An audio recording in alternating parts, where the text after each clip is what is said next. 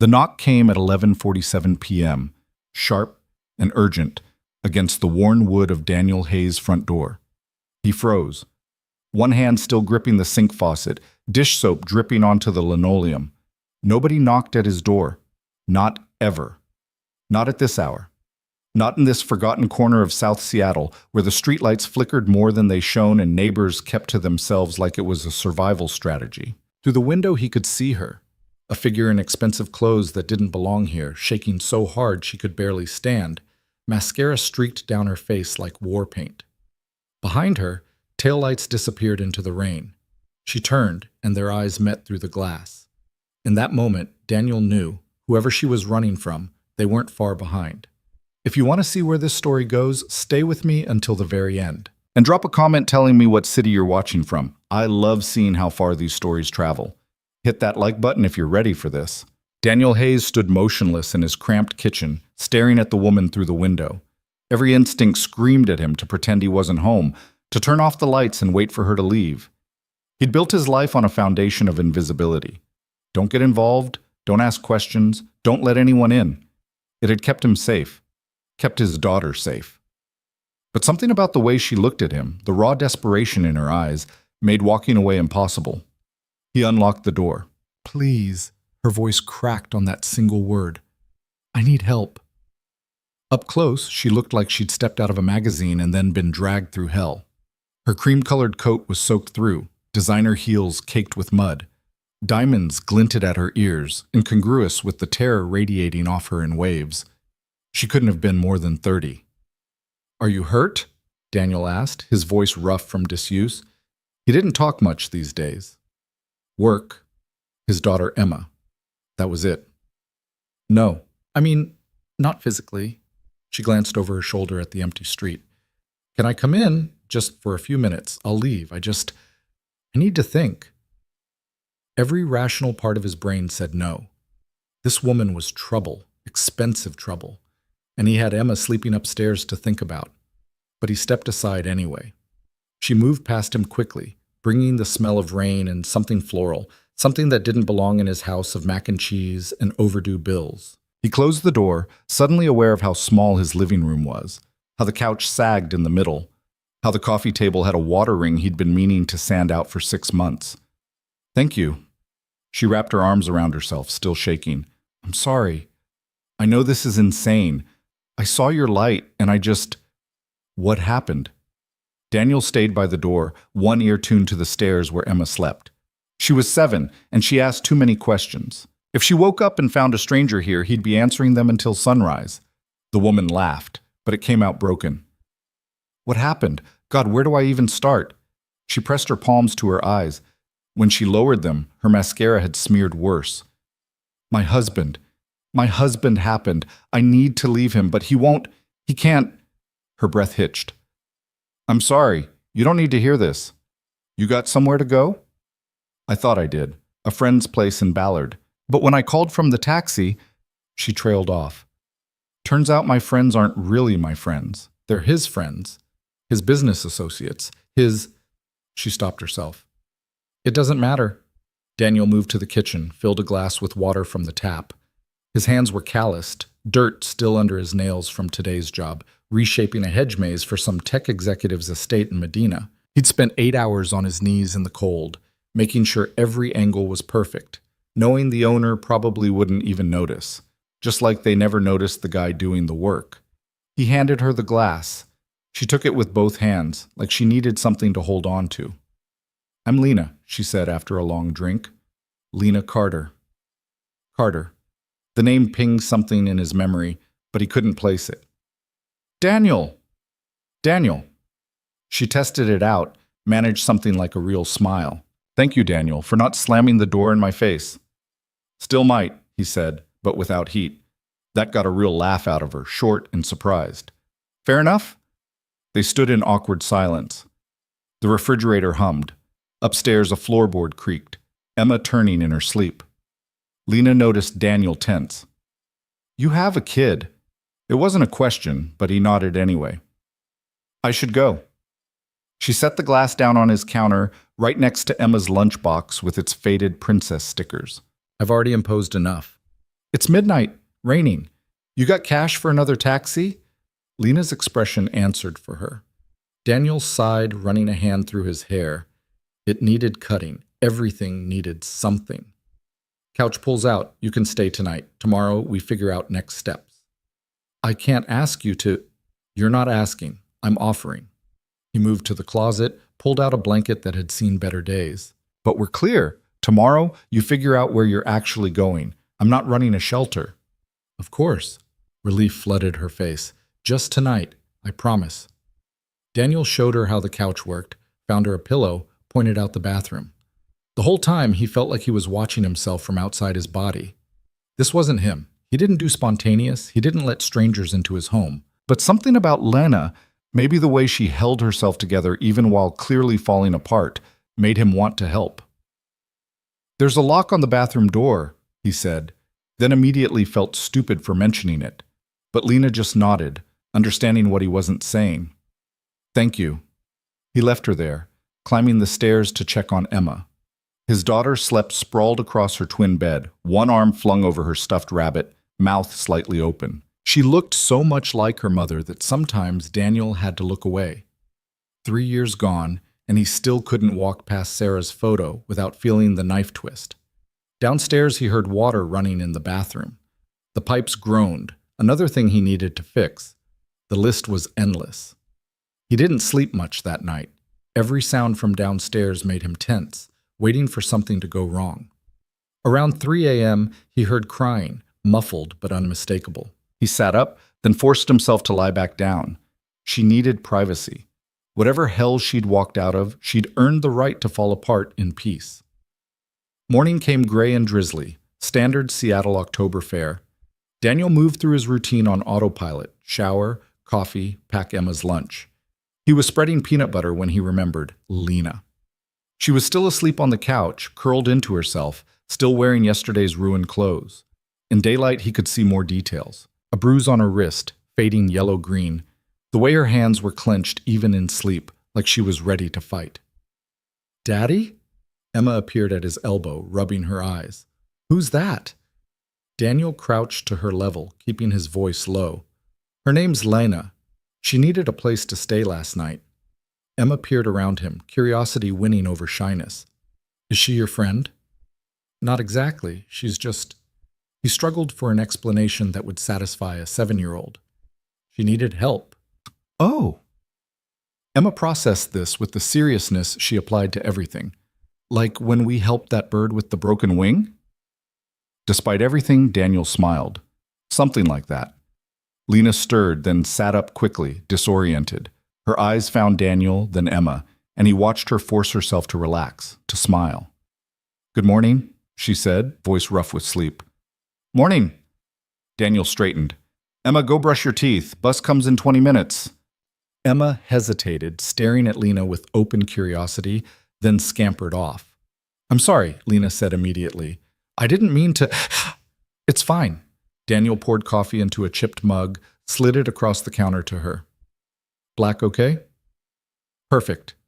She wrapped her hands around it like she had the water glass last night. What time is it? 7:30. God.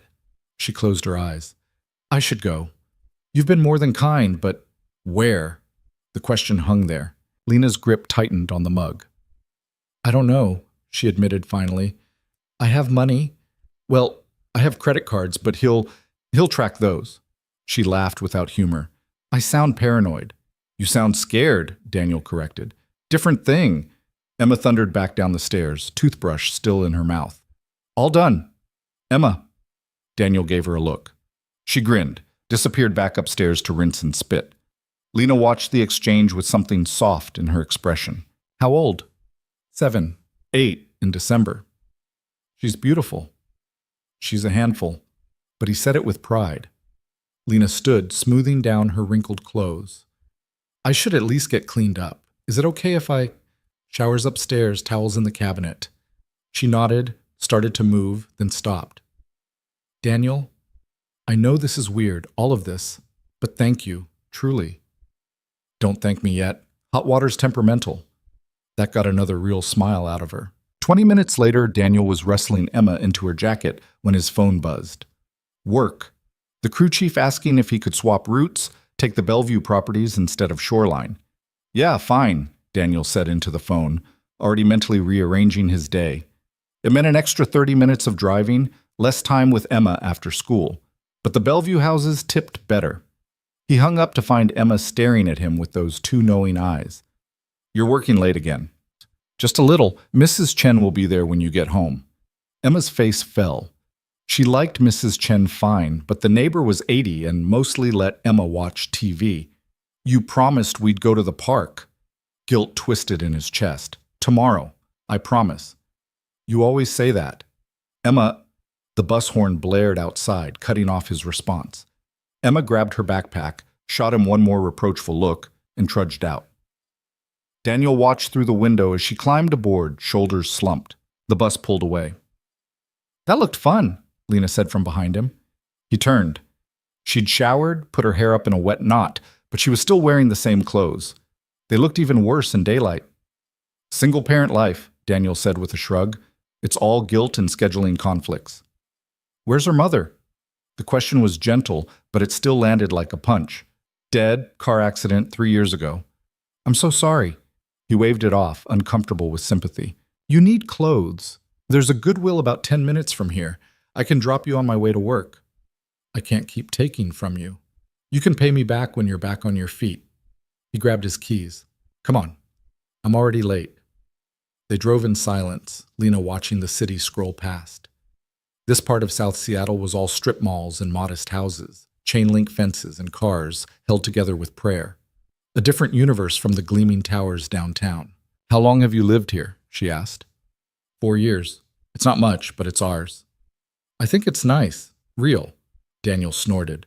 That's a polite way of saying run down. I mean it. She turned to look at him. Everything in my life was curated, perfect, soulless. Your house feels lived in, loved. He didn't know what to say to that, so he said nothing. At the Goodwill, he handed her 2 20s from his wallet. Should be enough for basics. Daniel, pay me back later. He put the truck in park. I finish around 6. Meet back at the house? Lena stared at the money in her hand. Why are you doing this? Honestly, don't know. He gripped the steering wheel. Maybe I'm an idiot. Maybe you'll rob me blind and disappear. But you looked like you needed help, and I'm apparently incapable of walking past that. I won't rob you, she said quietly, and I will pay you back, every cent. Sure. She climbed out, stood on the curb looking lost despite the money in her hand. Daniel almost drove off, almost left it at that. But something made him roll down the window. Lena, whatever you're running from, be careful. People with money and power, they don't like losing things they think they own. Her expression hardened. I'm not a thing. I know that, but does he? She didn't answer, just turned and walked into the store. Daniel drove to work, turning that question over in his mind. He'd seen the bruise, heard the fear in her voice. Whatever Lena Carter was running from, it wasn't just a bad marriage. It was something worse. The day passed in the usual rhythm of physical labor, mowing, trimming, hauling bags of mulch that made his back scream. The Bellevue houses were always the same, massive, empty, perfect. The owners rarely home. Just Daniel and his crew making sure every blade of grass met some impossible standard. Around 4, taking a water break, he pulled out his phone and did something he knew he shouldn't, typed Lena Carter into the search bar. The results made his stomach drop. Society pages, charity galas. Her smiling next to a man who looked like he'd been assembled by a PR team. Perfect teeth, perfect hair, perfect suit. Marcus Carter, venture capitalist. Net worth estimated at north of $200 million. Daniel scrolled through images. Lena in designer gowns. Lena cutting ribbons at hospital wings. Lena looking beautiful and empty in every single photo. Shit, he muttered. What's up? His coworker Miguel appeared, grabbing his own water. Nothing. Daniel pocketed the phone. Just remembered something. But his mind was racing. What the hell had he gotten himself into? This wasn't some regular domestic situation. This was money. Real money. The kind that came with lawyers and private investigators and people who made problems disappear. He thought about telling Lena she needed to leave. tonight, before this got complicated. But when he got home at 6:15, she was in his kitchen cooking something that smelled incredible, wearing jeans and a simple sweater from Goodwill, her hair down and drying naturally. Emma sat at the table doing homework, chattering about her day, and Lena was listening, really listening, asking questions, laughing at the right moments. The scene was so painfully domestic that Daniel had to stop in the doorway and just take it in. Lena looked up, saw him watching. "I hope this is okay. I found some chicken in your freezer, some vegetables. Nothing fancy." "It's fine." He set down his keys, suddenly aware of how filthy he was. Dirt under his nails, grass stains on his jeans, sweat dried to salt on his skin. Next to Lena, even in Goodwill clothes, he felt like exactly what he was. A landscaper who could barely keep his own lawn alive. "How was work?" Emma asked without looking up from her math worksheet. "Long?" He moved to wash his hands at the sink, Lena stepping aside to give him room. This close, he could smell her shampoo. She'd used his, the cheap stuff from Costco, but somehow on her it smelled different, better. "I got some things at Goodwill," Lena said, a little nervous. "Basics. And I called around to some shelters, but everything's full or has wait lists. I'm sorry. I know I said one night." "It's fine," Daniel heard himself say. "Stay a few days while you figure things out." Emma's head snapped up. "Really?" "Really?" He met Lena's eyes. "But we need to talk, after dinner." Something flickered in her expression. Fear, maybe. But she nodded. Dinner was strange, good strange. They sat at his small table, the three of them, passing dishes. Emma dominated the conversation, telling Lena about her teacher and the boy who ate paste and the girl who had a cat with 6 toes. Lena asked questions, remembered details, made Emma laugh. Daniel watched them both, feeling something in his chest crack open. Something that had been sealed shut since Sarah died. After dinner, Emma wanted to show Lena her rock collection. Daniel stood at the sink washing dishes, listening to them upstairs, Emma's voice high and excited, Lena's responses warm and genuine. Mrs. Chen called to check in. "I saw you had a visitor last night. Everything okay?" News traveled fast in this neighborhood. "Everything's fine. Just a friend who needed a place to crash." "A lady friend?" Mrs. Chen's tone was loaded with hope. "Just a friend," Daniel repeated firmly. "You need more friends, Daniel. You work too much." "Noted. Thanks for watching Emma today." When he hung up, Lena was coming down the stairs. "She's doing her reading, 30 minutes, she said. Then bed." "Sounds right." He dried his hands, gestured to the living room. "We should talk." They sat on opposite ends of the couch. Lena tucked her feet under her, waiting. "I looked you up," Daniel said. No point dancing around it. "You're married to Marcus Carter." Her expression closed off. "You recognize the name." "Hard not to. He's all over the business section." Daniel leaned forward, elbows on his knees. "Lena, that's serious money, serious power. If he's looking for you..." "He is." She cut him off, voice flat. "He absolutely is. And when he finds me, he'll do everything possible to make me come back. Not because he loves me, because I'm his. Like his cars, his houses, his companies. Just another asset he owns." "Does he..." Daniel struggled with the question. "Did he hurt you?" Lena pulled down the sleeve of her sweater, revealing more bruises. Different stages of healing, yellow, green, purple. "Not often," she said quietly. "He's too controlled for that. But when I pushed back, when I questioned him, when I dared to have an opinion..." She let the sleeve drop. "It got worse over time. The isolation, the monitoring. He tracked my phone, my credit cards. Had his security follow me. I couldn't see friends without his approval. Couldn't work. Couldn't have my own money." Daniel's hands clenched into fists. "How long?" 4 years married. 2 years before that dating, though back then he hid it better. She smiled bitterly. "I was 24 when we met, waitressing, trying to make it as a photographer. He seemed so sophisticated, so successful. He said he'd support my career. Instead, he dismantled it piece by piece until I had nothing left but him. Why not divorce him?" "I tried. 2 years ago. Filed papers." Her voice went hollow. "He had them thrown out. His lawyers buried me, made me look unstable, claimed I was having a breakdown. Got a judge to order counseling with a therapist on his payroll. By the end, I believed it. that I was crazy, that I was lucky he put up with me. That's not, I know. She cut him off. I know that now. It took me 2 more years to see it clearly again, to plan. I've been hiding cash, little bits at a time, getting documents together. But the night before I came here, we had a charity gala. He drank too much, got rough, and I couldn't anymore. I told him I was leaving. He laughed, said I'd never survive a day without him. So you ran. So I ran. She wiped at her eyes. Stupid, impulsive, no real plan. I grabbed my purse and walked out, took a taxi as far as my cash would go, which was here. And then I saw your light. Daniel sat back, processing. He's going to find you eventually. I know. And when he does? I don't know. The fear was back in her voice.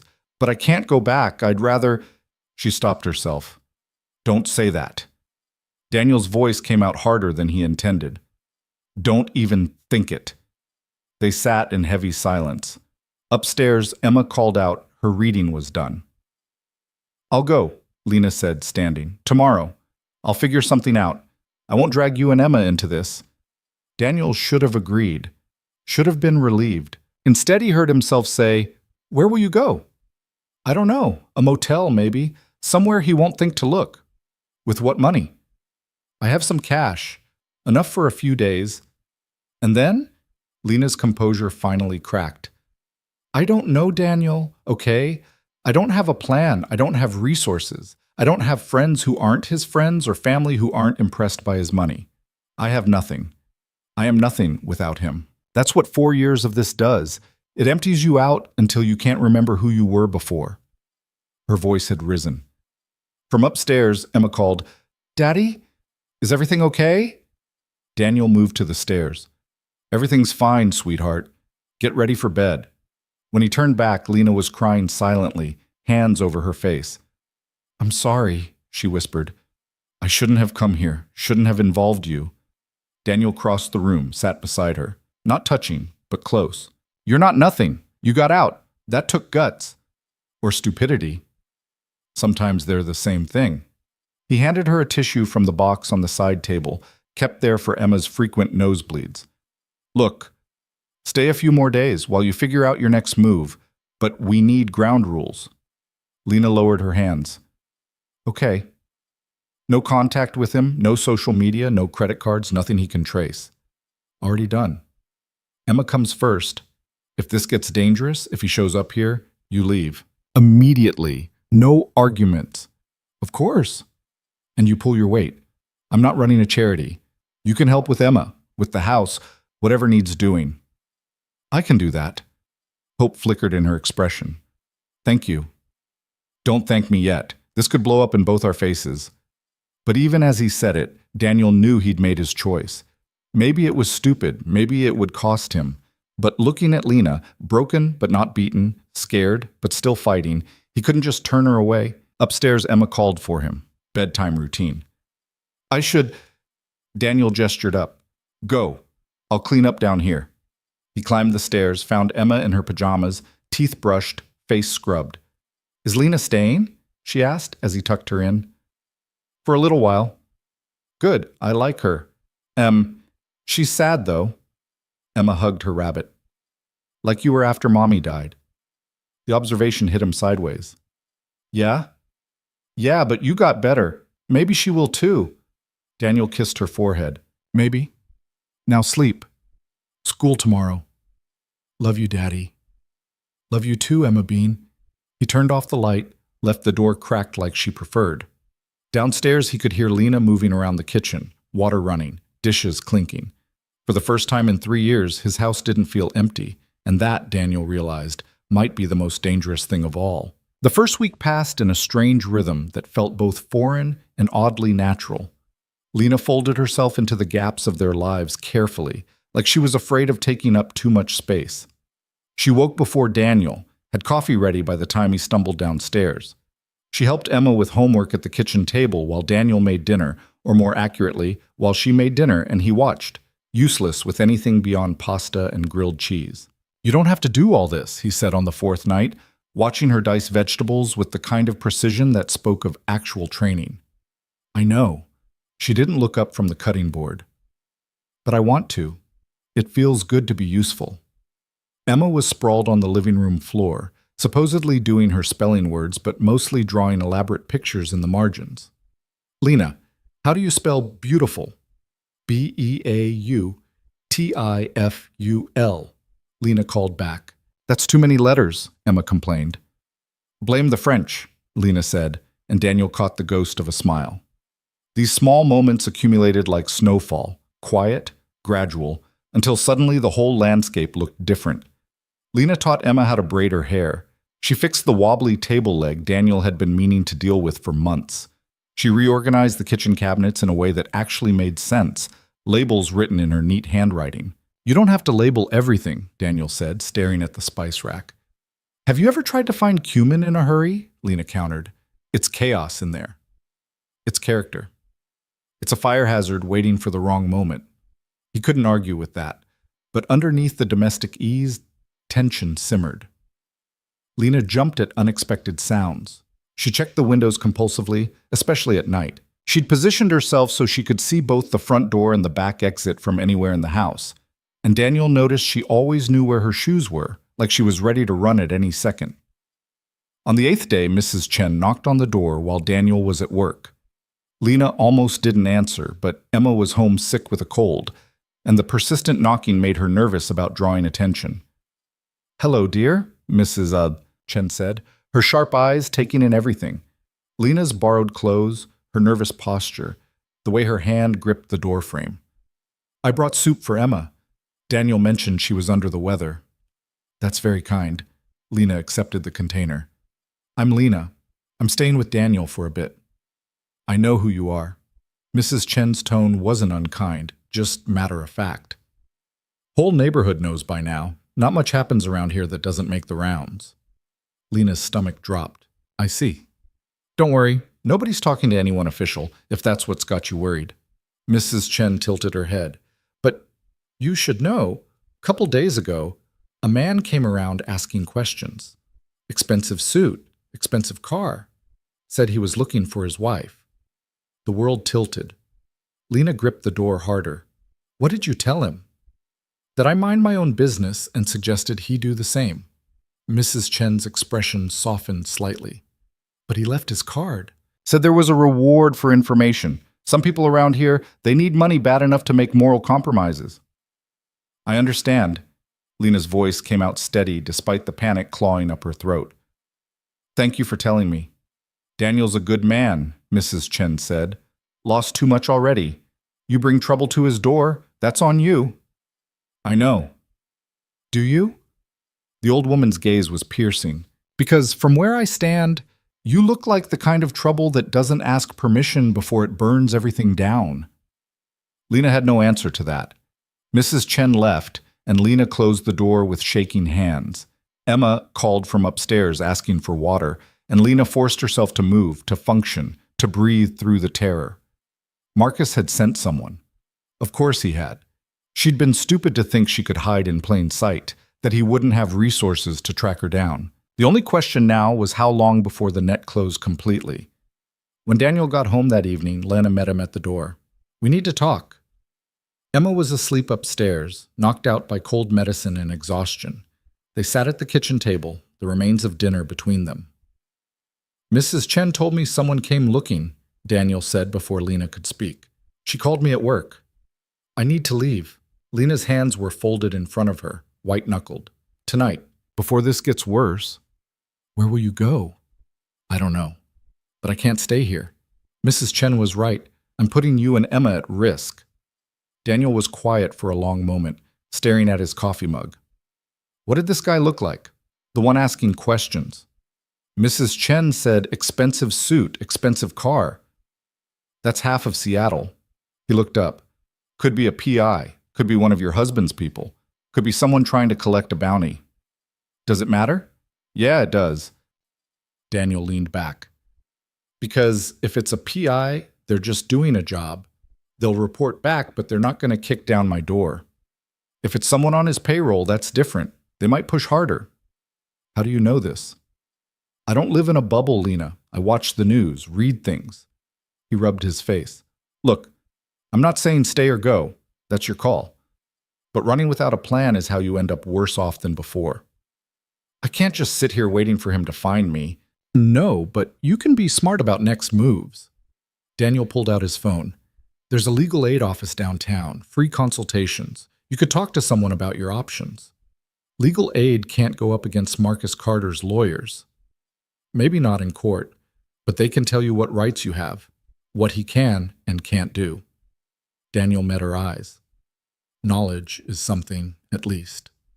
Lena wanted to argue, but she was so tired of fighting alone. Okay, I'll make an appointment. Good. He stood, started clearing dishes. And Lena, you're not putting us at risk. Emma and I, we're choosing to help. That's on us, not you. The words settled something in her chest, even as guilt gnawed at the edges. That night, lying on the pull-out couch, Lena stared at the ceiling and tried to make a plan. But every scenario ended the same way.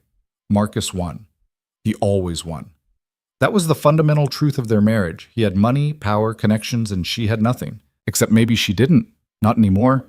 She had Daniel, who asked nothing in return for his help. She had Emma, who'd drawn her a picture of flowers that morning with "Get well soon, Lena," written in crooked letters. She had Mrs. Chen, who'd warned her instead of turning her in for reward money. It wasn't much, but it was more than she'd had a week ago. The next morning, Lena called the legal aid office from Daniel's ancient landline.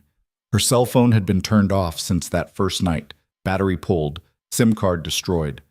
The receptionist scheduled her for Thursday afternoon. I'll take off early, Daniel said when she told him. Drive you there. You don't have to... Lena, stop arguing when people try to help you. She swallowed hard. Okay. Thank you.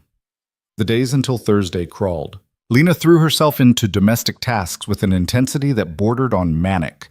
She deep-cleaned the bathroom, organized Emma's overflowing toy chest, fixed the screen door that had been hanging crooked since summer. Physical work helped quiet her mind, gave her something to control when everything else felt like chaos. Emma recovered from her cold and went back to school, but not before extracting a promise from Lena to help with her science project. We have to make a volcano, Emma explained seriously, with vinegar and baking soda. I think I can handle that, Lena said. They spent Wednesday evening constructing a papier-mâché mountain on newspapers spread across the kitchen table. Emma was meticulous, layering strips just so, tongue caught between her teeth in concentration. She looked so much like Daniel in those moments. Same serious expression, same careful hands. My mom used to help me with projects, Emma said suddenly, before she died. Lena's hands stilled. Yeah? Yeah, she was good at art stuff, like you. Emma dipped another strip in the paste. Do you have kids? The question landed like a physical blow. No. Did you want them? Lena thought about the miscarriage 2 years ago, the one Marcus had dismissed as probably for the best, given her emotional instability. The memory still ached. I did. Once. You still could, Emma said with the brutal optimism of childhood. You're not that old. Despite everything, Lena laughed. Thanks, kiddo. I mean it. My teacher, Mrs. Rodriguez, had a baby last year, and she's like ancient, at least 40. Good to know I still have time. They worked in companionable silence. Daniel came home late, dirty and exhausted, and stopped in the doorway to watch them. The look on his face made something flip in Lena's stomach. That's quite a volcano, he said. It's going to be epic, Emma declared. Lena says we can add red food coloring to the lava. Does she now? For realism, Lena added. Daniel shook his head, but he was smiling, real smiling, not the tight expression he usually wore. I'm going to shower. Try not to destroy my kitchen. After Emma went to bed, Daniel and Lena ended up on the back porch. It was cold, their breath fogging in the October air, but the small enclosed space felt safer somehow than the exposed front. She's getting attached, Daniel said quietly. Emma? I know. I'm sorry. Don't be. It's good for her. She's been so closed off since Sarah died. He pulled his jacket tighter.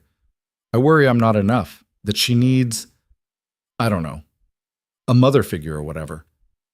You're a great dad, Daniel. I'm a mess. I work too much. Half the time I don't know what I'm doing. Last week she asked me about periods and I nearly had a stroke. Lena couldn't help but laugh. What did you say? I stuttered something about asking Mrs. Chen and then fled to the garage. He grimaced. Father of the Year material right there. You're doing better than you think. Emma's happy, healthy. She knows she's loved. That's what matters. Yeah? He looked at her sideways. You and Marcus, did you ever talk about kids? The question was careful, but Lena heard what he wasn't asking. I got pregnant once. Lost it at 12 weeks. He was relieved. She wrapped her arms around herself. Said we'd try again when I was more stable, but that was code for never. He didn't want to share me, even with a child. That's... Daniel stopped himself. I'm sorry. Don't be. In hindsight, it was probably a blessing. Can you imagine bringing a kid into that situation? She stared at the dark yard. Sometimes I think about what kind of mother I would have been, if I would have been any good at it. You're good with Emma. That's different. She's yours. There's no pressure to be perfect. Lena, nobody's perfect. Parenthood is just controlled chaos and hoping you don't screw them up too badly. She smiled despite herself. That's comforting. It's honest. He shifted. Look, tomorrow, the legal aid thing. Don't get your hopes up too high. But don't assume the worst either. Just see what they say. Okay. They sat in silence, listening to distant traffic, a dog barking 3 houses down. The cold seeped through Lena's borrowed jacket, but she didn't want to go inside. Out here, in the dark, things felt possible. Can I ask you something? Daniel's voice was quiet. What made you finally leave? That night. What was the final straw? Lena considered lying, giving some sanitized version, but Daniel had earned honesty. He told me he'd scheduled a procedure, said my mood swings were getting worse, that I needed help. She forced the words out. It was a psychiatric commitment. Voluntary, he said, but we both knew what that meant. 30 days minimum in a facility where he controlled the doctors, the treatment, everything. And when I came out, I'd be so broken down I'd never try to leave again. Jesus. So I smiled, said okay, went to the gala like nothing was wrong, and while he was drunk and schmoozing investors, I walked out. She looked at Daniel. I had maybe a 2-hour head start before he noticed I was gone. Took a taxi until my cash ran out. Ended up here. Saw your light and thought, I don't know what I thought, that maybe someone would help. I'm glad you knocked. The words hung between them, heavy with implications neither was ready to examine. Thursday arrived too fast. Daniel left work at 3, picked up Emma from school, dropped her at Mrs. Chen's despite Emma's protests that she wanted to come too. This is boring grown-up stuff, Daniel told her firmly. You'll have more fun with Mrs. Chen. Mrs. Chen lets me watch TV and eat crackers. That's not fun. That's babysitting. Then suffer through it for me. In the truck, Lena was silent, hands twisted in her lap. She'd borrowed Daniel's nicest shirt, a button-down he wore to parent-teacher conferences, and paired it with her Goodwill jeans. She looked young and scared and trying very hard not to show it. You don't have to do this, Daniel said. Yes, I do. The legal aid office was in a run-down building downtown, sandwiched between a check-cashing place and a bail bonds office. The waiting room was packed, people with children, people with black eyes, people who looked like they'd been worn down to nothing by systems designed to break them. Lena fit right in. They waited 45 minutes. Daniel read 6-month-old magazines while Lena stared at the intake forms in her lap. When her name was finally called, she stood on shaky legs. You want me to come? Daniel asked. No, I need to do this alone. She disappeared through a door. Daniel went back to his magazine, but he couldn't focus. Instead, he watched the other people waiting, all carrying their own burdens, all hoping some overworked lawyer could perform a miracle on a non-existent budget. Lena came back 90 minutes later. Her eyes were red but dry. In the truck, Daniel waited. Finally, Lena spoke. She was nice. The lawyer, young, probably fresh out of school, but she knew her stuff. Lena stared straight ahead. She said, I have options. I can file for divorce in Washington since I'm living here now. Marcus can fight it, but he can't stop it forever. It'll be ugly and expensive and drawn out, but it's possible. That's good, right? She also said he'll use everything against me. The fact that I left, that I have no income, no home, no stability. He'll paint me as unstable, irresponsible. His lawyers will bury me in motions and delays until I run out of money to fight back. Lena's voice cracked. She said my best option is probably to negotiate a settlement, agree to go quietly in exchange for enough money to start over. Would he agree to that? I don't know, maybe. If it means he wins, he might. She finally looked at Daniel. But that feels like giving up. It's not giving up, it's strategy. It's letting him win. He already won, Lena. The second he isolated you, controlled your money, your life, he won. This is about getting out with something instead of nothing. The words were harsh but true. Lena absorbed them in silence. The lawyer said she'd take my case pro bono if I decided to file, but she was clear about the odds. Marcus has resources. I don't. That's the math. Daniel pulled into his driveway, killed the engine. So what do you want to do? I want to fight. I want to stand up in court and tell everyone what he did. I want him to face consequences. Her hands clenched into fists.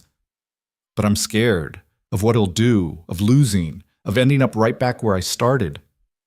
You won't end up back there.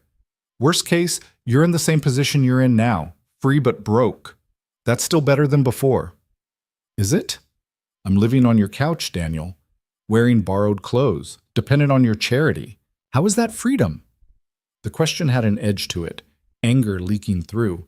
Daniel didn't take it personally. Because you chose this. Every morning you wake up here, that's a choice you're making. That's the difference. Lena's anger deflated. I'm sorry, I shouldn't have. It's fine. You're allowed to be angry. They sat in the truck while shadows lengthened across the yard. Through the window, Daniel could see his house. Small, run down, but his. He thought about what it must look like to Lena, coming from a world of mansions and private jets, probably like slumming it. I'm going to file, Lena said suddenly. The lawyer said she'd start the paperwork tomorrow if I gave the word. You sure? No, but I'm doing it anyway. She met his eyes. And then I need to find a job. A real job. I can't keep living off your generosity. Lena, I mean it, Daniel. You've done enough, more than enough. But I need to stand on my own feet or this doesn't mean anything. He wanted to argue, but he understood.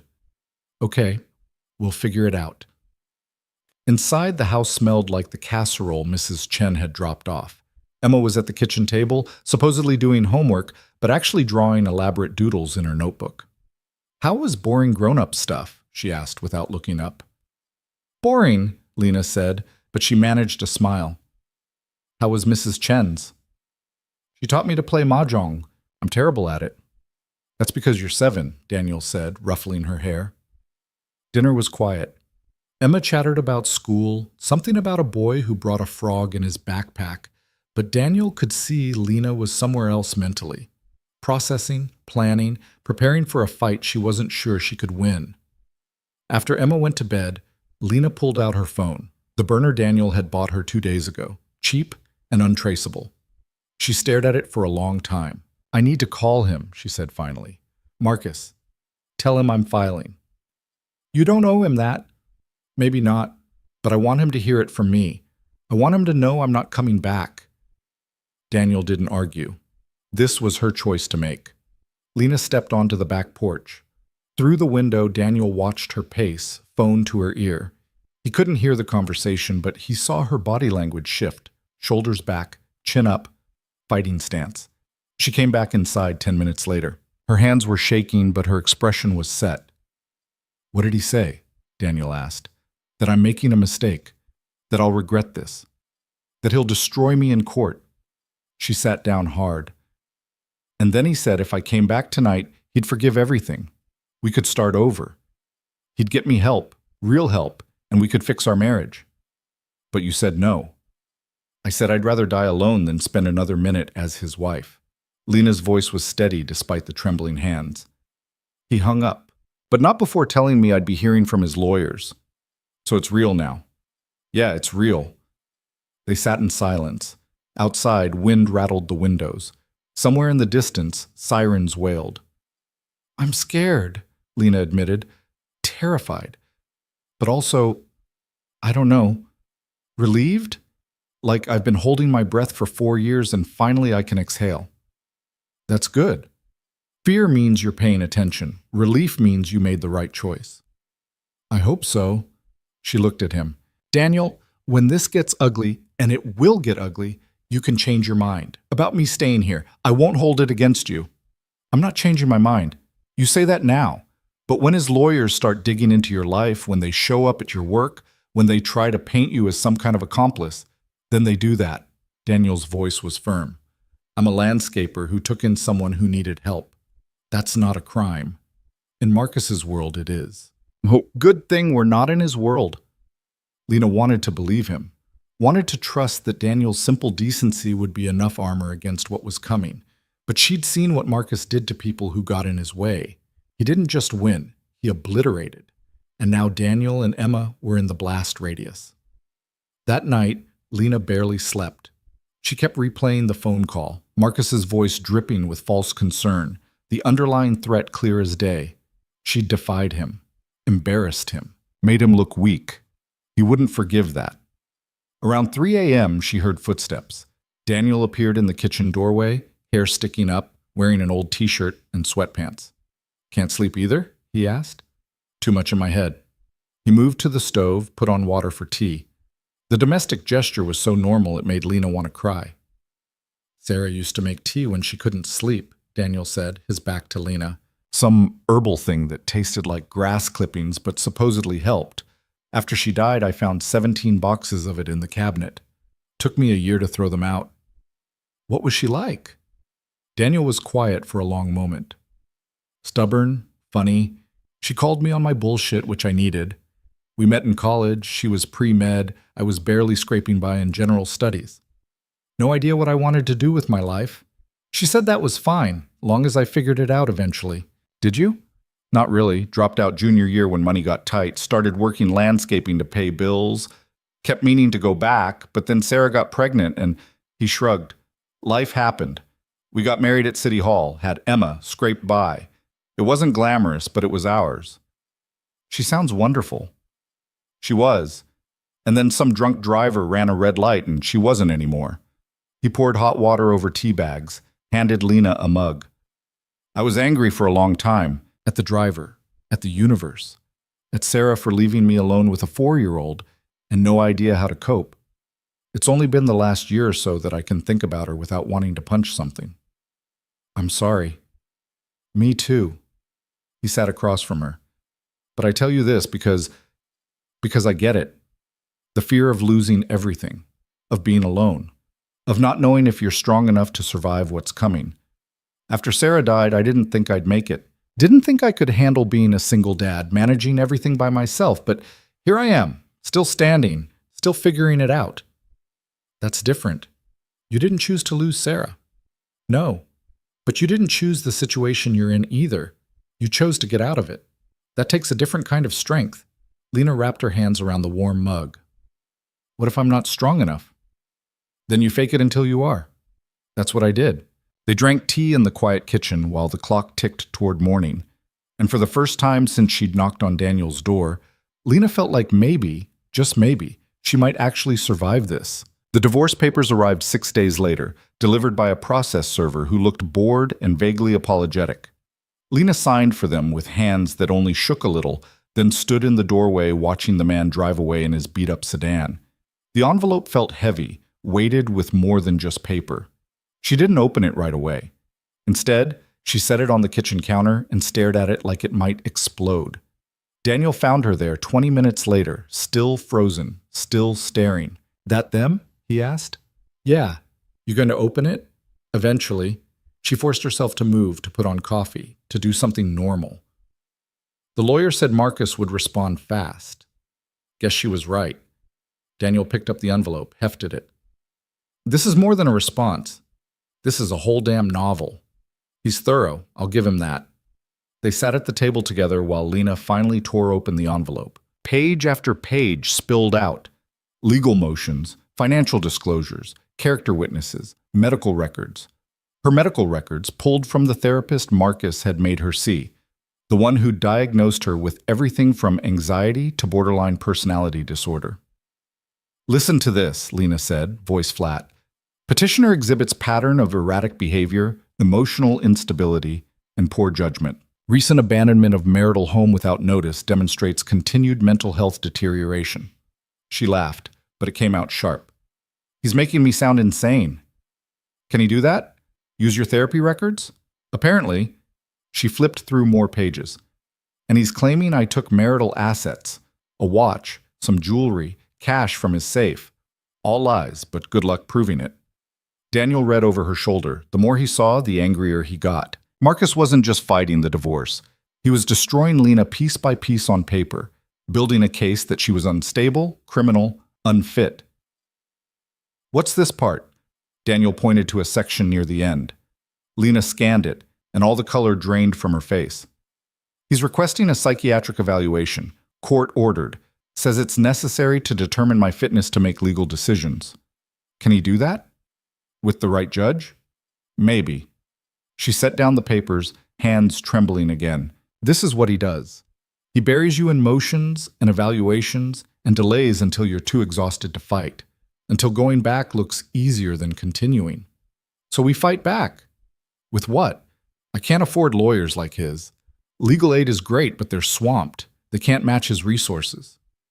Then we figure something else out. Daniel's jaw was set. You didn't come this far to give up now.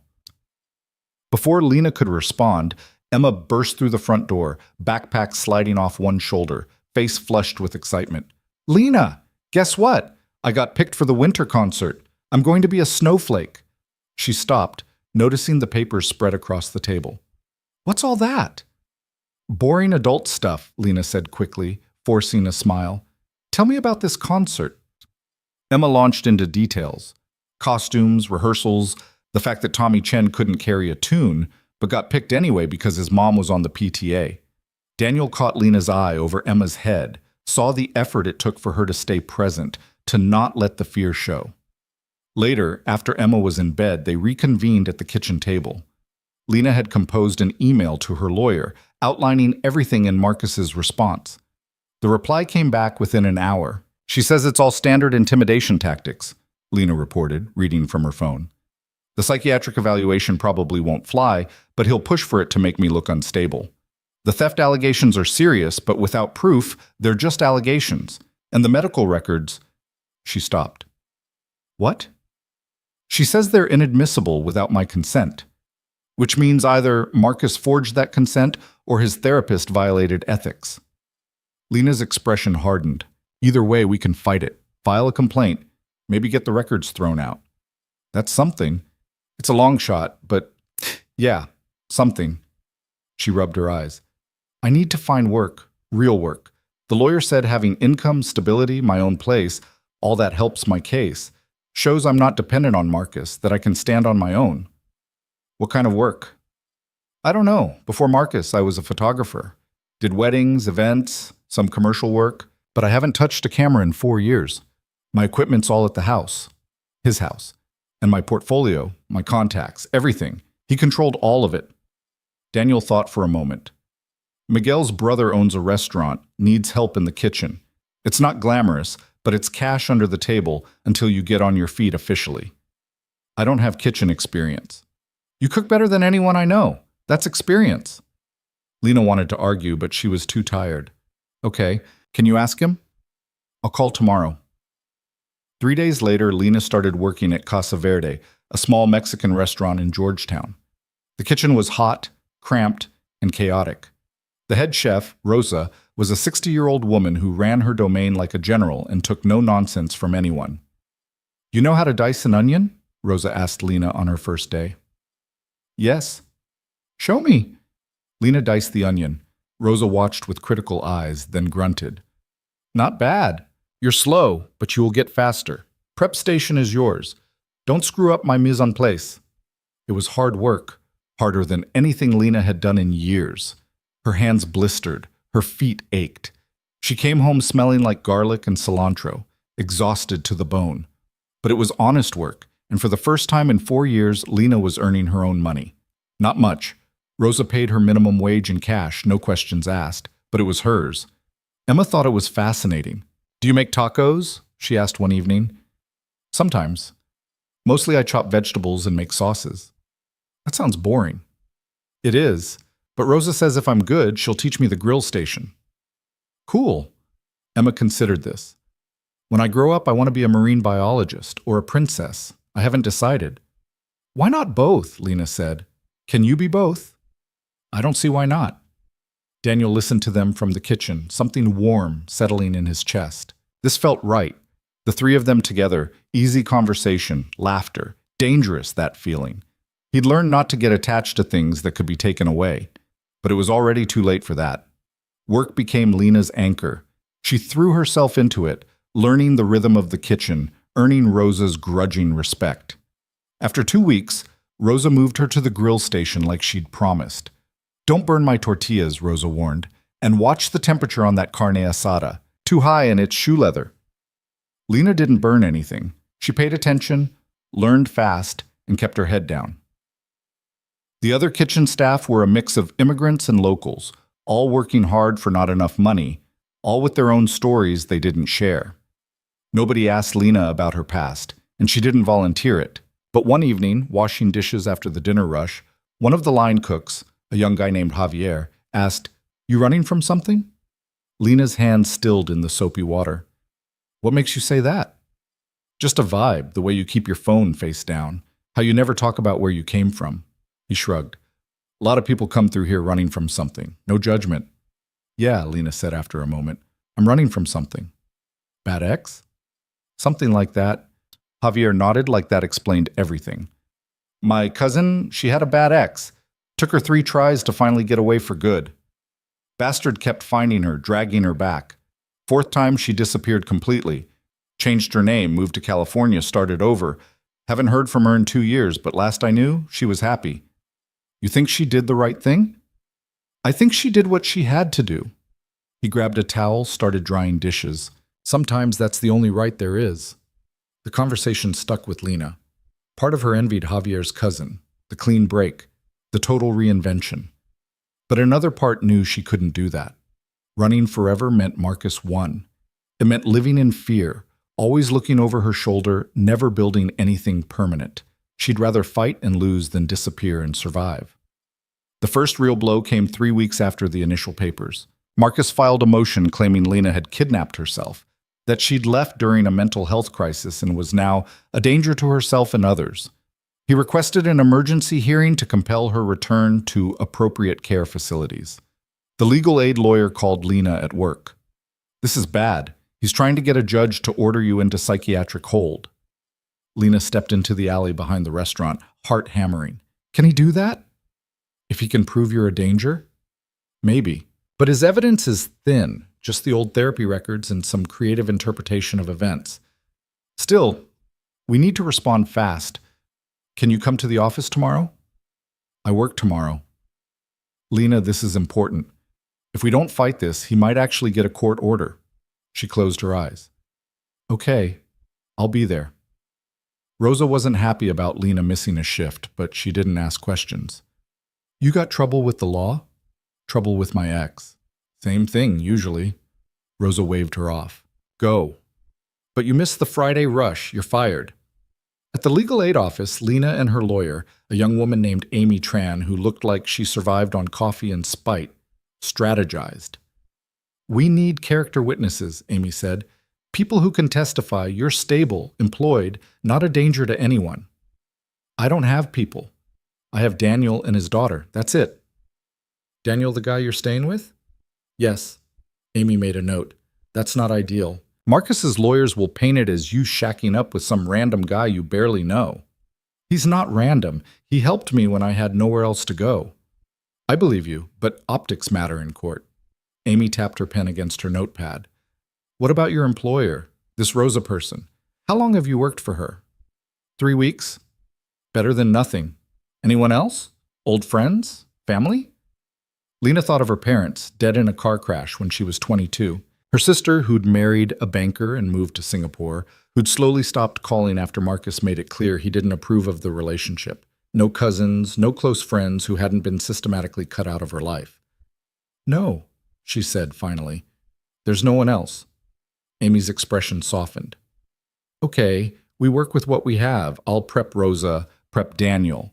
We'll build a narrative. You left an abusive marriage. You're rebuilding your life. You're employed and stable. The therapy records are inadmissible, and even if they weren't, seeking help isn't evidence of instability. When's the hearing? Next Thursday. Judge Harrison presiding. Amy grimaced. He's old school, not great for domestic cases, but he's fair, mostly. Lena left feeling like she'd been punched. 1 week to prepare for a hearing that could send her back to Marcus's control, back to the suffocating prison her life had become. That evening, she told Daniel everything. He listened without interrupting, his expression getting darker with each detail. When she finished, he was quiet for a long moment. "They'll call me to testify?" he asked finally. "Probably, if you're willing." "Of course I'm willing. But Lena, they're going to come after me. They'll dig up every parking ticket, every late bill payment. They'll make me look like some creep who preys on vulnerable women." "I know, and if you don't want to—" "I didn't say that." His voice was firm. "I said they'll try. Doesn't mean they'll succeed." "Daniel, this could affect Emma. If Marcus's people start harassing you, showing up at your work, then we deal with it." He reached across the table, covered her hand with his. The touch was brief but solid. "I'm not backing out. You need someone in your corner, and I'm here. That's the end of it." Lena's throat tightened. "Why are you doing this?" "Doing what?" "Risking everything for someone you barely know." Daniel pulled his hand back, looked uncomfortable. "I know you well enough. And maybe—" He stopped himself. "What?" "Maybe I'm tired of playing it safe. After Sarah died, I shut down. Went through the motions. Work, Emma, repeat. Nothing risky. Nothing that could hurt. But that's not living. That's just existing." He met her eyes. "You walking through my door, that was terrifying. Still is. But it's also the first time in 3 years I've felt alive. So yeah, I'm taking the risk." The admission hung between them, charged with things neither was ready to name. Emma's voice drifted down from upstairs. "Dad, I need help with my math." The moment broke. Daniel stood. "I should—" "Yeah, go." He paused at the stairs. "We'll get through this. The hearing, all of it. You're not alone." "I know," Lena said, and for the first time, she actually believed it. The next few days were a blur of preparation. Amy coached Lena on how to testify, what to say, what not to say. Rosa agreed to appear as a character witness, grumbling about wasting her time but showing up anyway. Daniel spent an evening with Amy going over his testimony. When he came home, he looked exhausted. "They're going to paint me as a homewrecker," he told Lena. "Your husband's lawyers. They'll say I seduced you, manipulated you into leaving. That's ridiculous. Doesn't matter if it's ridiculous. It's a narrative that plays." He ran his hands through his hair. "Amy says to stick to facts. When you arrived, what condition you were in, how long you've been here.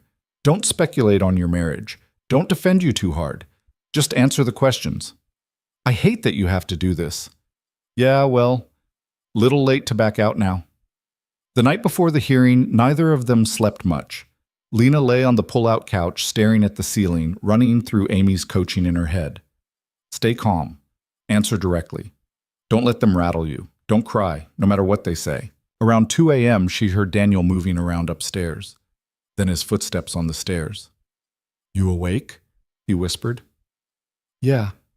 He sat on the edge of the couch, careful to keep distance between them. "I keep thinking about tomorrow. All the ways it could go wrong." "Me too." "You ready?" "No, but I'm doing it anyway." "That's brave." Lena laughed softly. "It's not brave if you're terrified the whole time." "Sure it is. Brave is being scared and doing it anyway." He was quiet for a moment. "Sarah used to say that. When I was freaking out about something, money, fatherhood, whatever, she'd tell me courage isn't the absence of fear. It's action despite fear." She sounds like she was wise. She had her moments. He smiled in the darkness. "She would have liked you, I think. Would have told me to stop being an idiot and help you." "You're not an idiot. Jury's still out on that one." He stood. "Try to get some sleep. Tomorrow's going to be rough." But after he left, Lena felt fractionally better, less alone in the dark. Morning came too fast. Daniel dropped Emma at Mrs. Chen's early. He'd told her he had an important meeting, which wasn't technically a lie.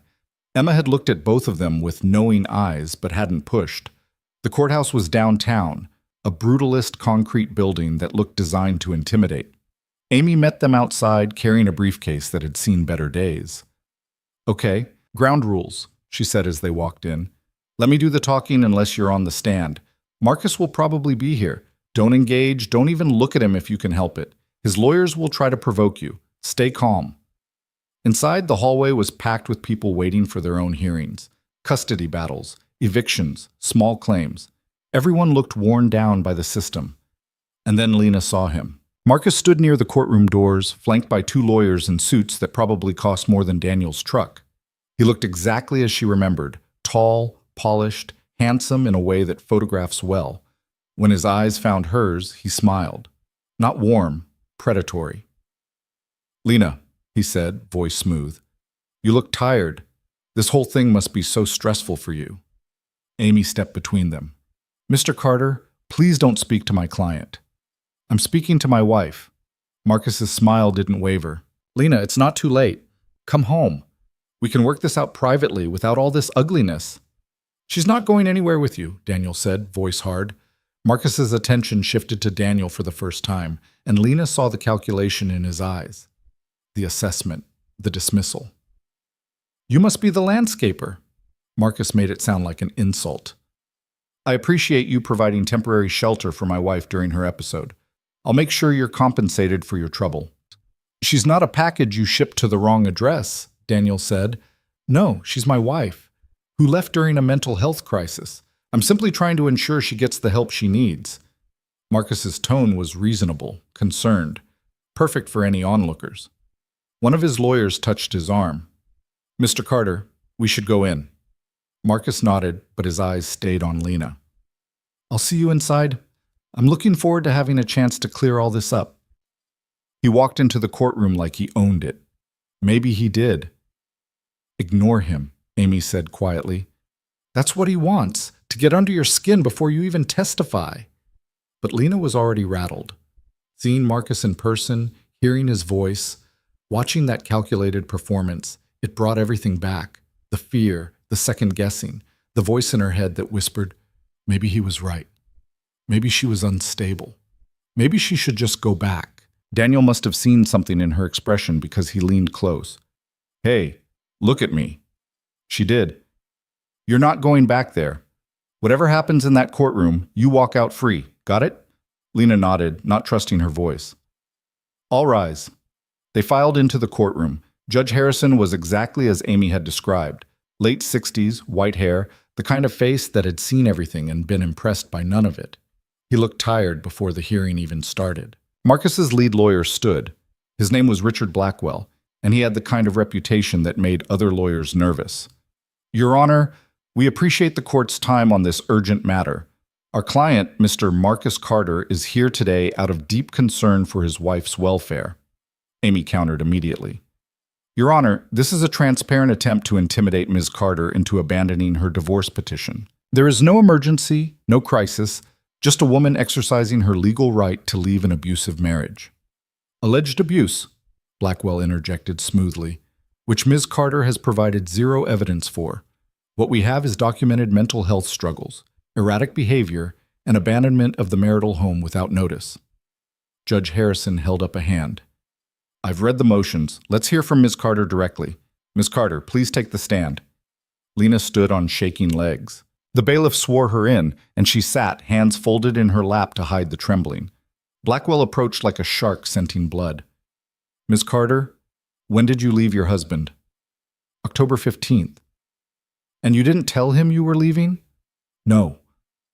"Didn't leave a note? Call? Text?" "No." "You simply vanished in the middle of the night, leaving your husband frantic with worry?" Amy objected. "Argumentative." "Sustained," Judge Harrison said. "Mr. Blackwell, ask your questions without editorial." Blackwell smiled thinly. "Ms. Carter, where did you go when you left?" "To a friend's house." "Which friend?" Lena hesitated. "Daniel Hayes? And how long had you known Mr. Hayes at that point?"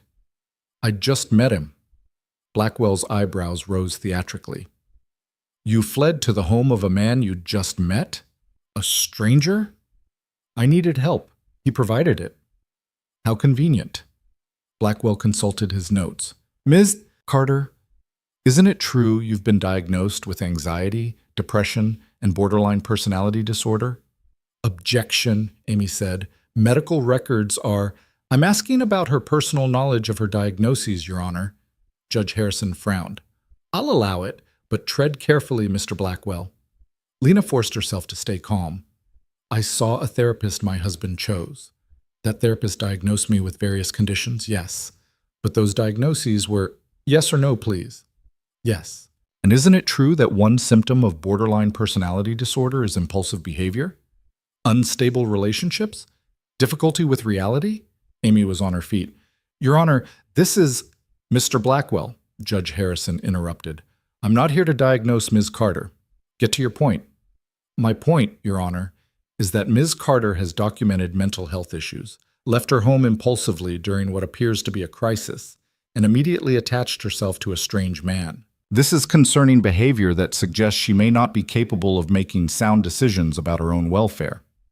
The courtroom felt like it was closing in. Lena gripped the armrests of the witness chair, fighting to stay present, to not let Blackwell's words convince her he was right. Ms. Carter, Blackwell continued, did you take any property when you left? Jewelry, cash, personal items? Just my purse. Nothing else? No. Interesting, because my client reports that several valuable items are missing. A Rolex watch, diamond earrings, approximately $5,000 in cash. I didn't take any of that.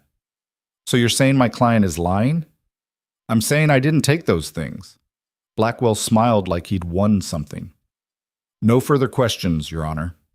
Amy stood for redirect, trying to repair the damage, but Lena could barely focus.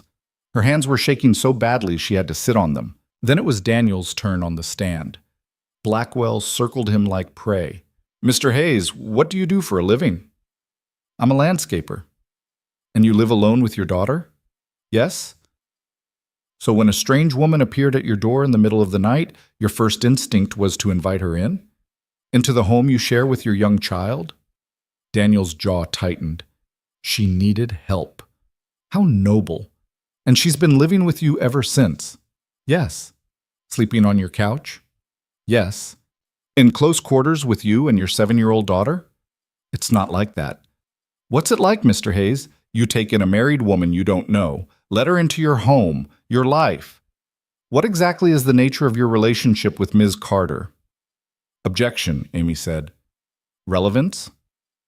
Your Honor, the nature of Ms. Carter's current living situation is absolutely relevant to whether she's in a stable environment.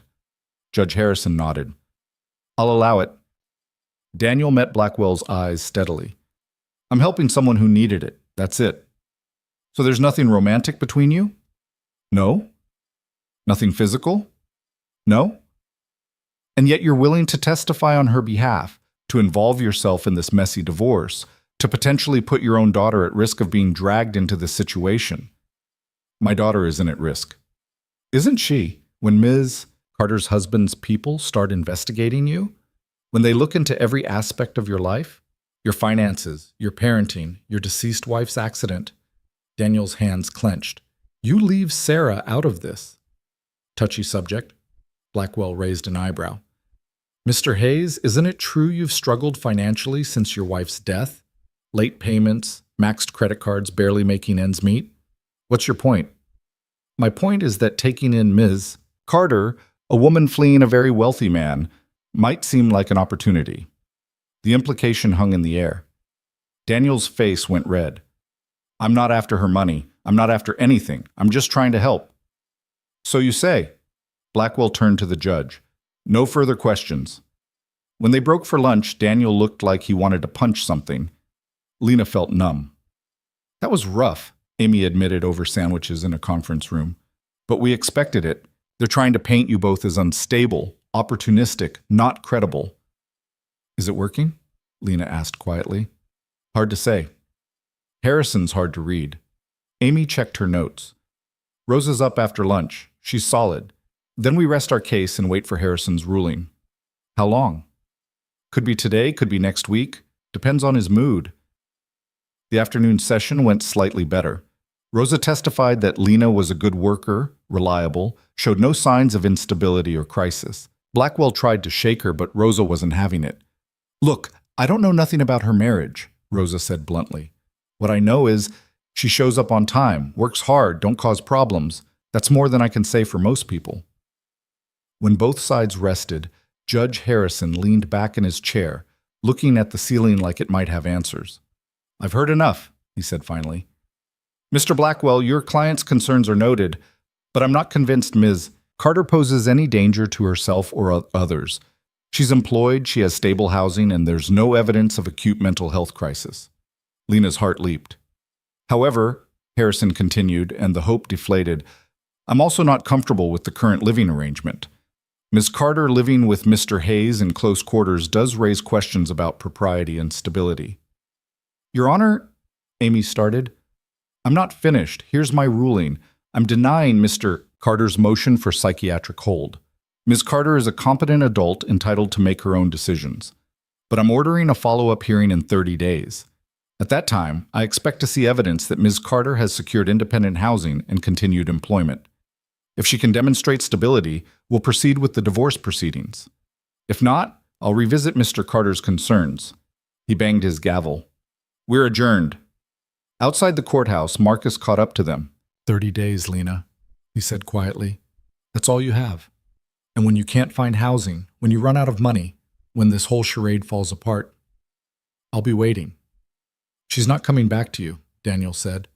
Marcus finally looked at him, really looked, and there was something cold in his eyes.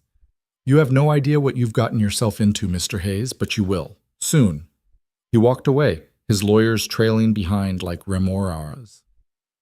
Amy touched Lena's arm. We won, mostly. But he's right about one thing. You need your own place. 30 days isn't much time. I know, Lena said. But inside she was already calculating. Her paychecks from Rosa, the few hundred she'd saved. It wasn't enough for first and last month's rent. Not even close. In the truck, Daniel was quiet. Finally he said, We'll figure out the housing thing. How? I don't have the money, and nobody's going to rent to someone with no credit history, no references. There's got to be something. A room somewhere, a studio. In Seattle? With what I make? Lena laughed bitterly. I'd need 3 jobs just to afford a closet. They drove in silence. The victory felt hollow. They'd won the battle, but the war was far from over. That night, Emma asked why everyone looked so sad. Long day, sweetheart, Daniel said. Did the meeting go bad? Not bad, just complicated. Emma studied them both with those 2 old eyes. Lena's not leaving, is she? No, baby. I'm not leaving, Lena said, hoping it was true. But later, lying in the dark, she wondered how long she could keep that promise. The search for housing became Lena's obsession. Every spare moment between shifts at Casa Verde, she scrolled through rental listings on her cheap phone, calling numbers that either didn't answer or laughed when she explained her situation. No credit history, no references beyond a landscaper and a restaurant owner, no previous rental history she could prove. On paper, she was nobody, exactly what Marcus had designed. There's a room in Renton, she told Daniel one evening, showing him a listing. $300 a week, shared bathroom. Daniel looked at the address and shook his head. That's not a room, that's a trap house. You're not going there. I don't have a lot of options. Then we make more options. But making options required resources they didn't have. Daniel had quietly asked around his crew, put out feelers, but most places wanted first, last, deposit, easily $3,000 Lena didn't possess. 2 weeks after the hearing, Marcus made his next move. Daniel came home to find a black town car parked across the street. A man in a dark suit sat inside, watching the house. Not hiding, not pretending, just watching. The hell is this? Daniel muttered, grabbing his phone. Before he could call anyone, the man got out of the car. Middle-aged, unremarkable face, the kind of person who disappeared in crowds. He held up his hands in a peaceful gesture as he approached. Mr. Hayes? I'm not here to cause trouble. Then why are you here? I work for Mr. Carter. He asked me to deliver a message. The man pulled an envelope from his jacket, held it out. He's willing to make this all go away. The divorce, the legal fees, everything. Ms. Carter gets a generous settlement, enough to start over anywhere she wants. All she has to do is sign a non-disclosure agreement and drop the abuse allegations. Daniel didn't take the envelope. She's not making abuse allegations. Not yet, but Mr. Carter wants to ensure she doesn't.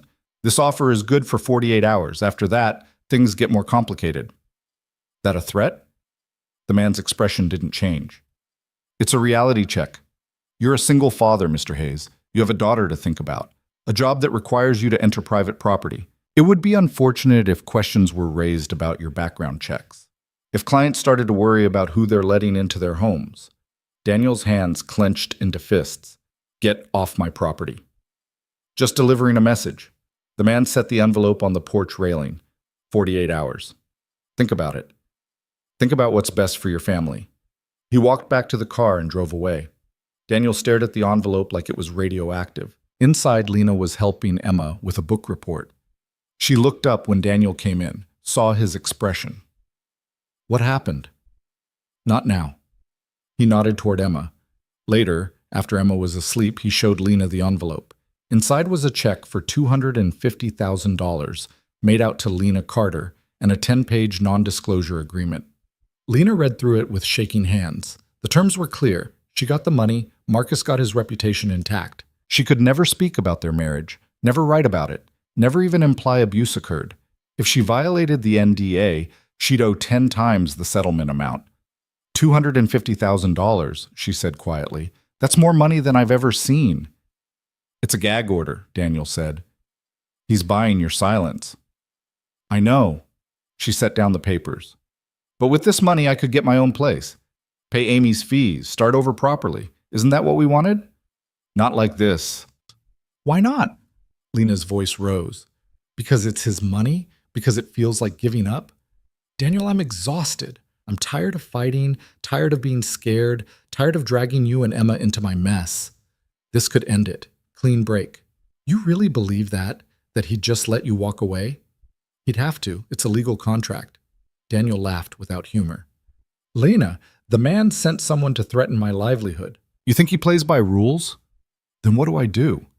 Keep working for minimum wage, hoping I scrape together enough for some dump that'll barely pass inspection? Keep putting you at risk? She was crying now, frustrated tears. I don't have good choices here. I have bad and worse. Daniel pulled her into a hug before he could think better of it. She stiffened, then collapsed against him, shaking. We'll figure something out, he said into her hair. But signing this, it's not the answer. Trust me. She wanted to believe there was another way. But the check sat on the table between them like a taunt, representing safety and security she desperately needed. The next morning, Lena called Amy. He's trying to buy you off, Amy said bluntly. Classic move. Offer just enough money to make the fight seem not worth it. It's a lot of money, Amy. I could actually survive on that. For how long? A year? 2? Then what? Meanwhile, he gets to tell everyone his wife was crazy and greedy, took his money and ran. He wins the narrative. You disappear into obscurity. That what you want? Lena didn't answer. Amy's voice softened. Look, I get it. This is hard. You're tired. But if you take this money, you're letting him define your story. And that story will follow you forever. After she hung up, Lena sat in the quiet house. Daniel had taken Emma to school, gone to work. She was alone with her thoughts and the check on the table. She picked it up. $250,000. She could go anywhere, do anything, be free. Except she wouldn't be free. She'd just be bought. Lena tore up the check. When Daniel got home that evening, she showed him the pieces in the trash. You sure? He asked. No, but I did it anyway. He smiled, and something in his expression made Lena's heart skip. Okay then, Plan B. What's Plan B? No idea, but we'll figure it out. 2 days later, Marcus's response came in the form of an article. Not in the mainstream press, he was too smart for that. But in a high society blog that covered Seattle's wealthy elite, there was a piece about Marcus Carter's charitable work, his commitment to mental health advocacy, his personal tragedy of a wife suffering from severe mental illness who'd abandoned their marriage during a psychotic break. The article named no names, but anyone who knew Marcus would recognize the story, and the comments section was brutal. People praising Marcus for his patience, expressing sympathy for what he was going through, condemning that woman for her ingratitude. Lena read it in the Casa Verde break room and felt sick. "You okay?" Rosa asked, noticing her expression. "No." Lena showed her the article.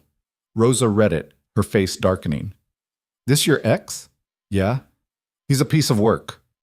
Rosa handed back the phone. "But you know what? People who read this garbage, they don't matter. They don't know you. They don't know the truth." "The truth doesn't seem to matter much." "Maybe not to them, but it matters to you, and to the people who actually know you." Rosa squeezed her shoulder. "Keep your head up. Don't let him win by making you give up." The words helped a little, but that night, lying on the pull-out couch, Lena felt the weight of it all crushing down. Marcus was winning. He'd poisoned the narrative, isolated her, made sure she looked unstable and desperate, and she was running out of time to prove otherwise. The breakthrough came from an unexpected source.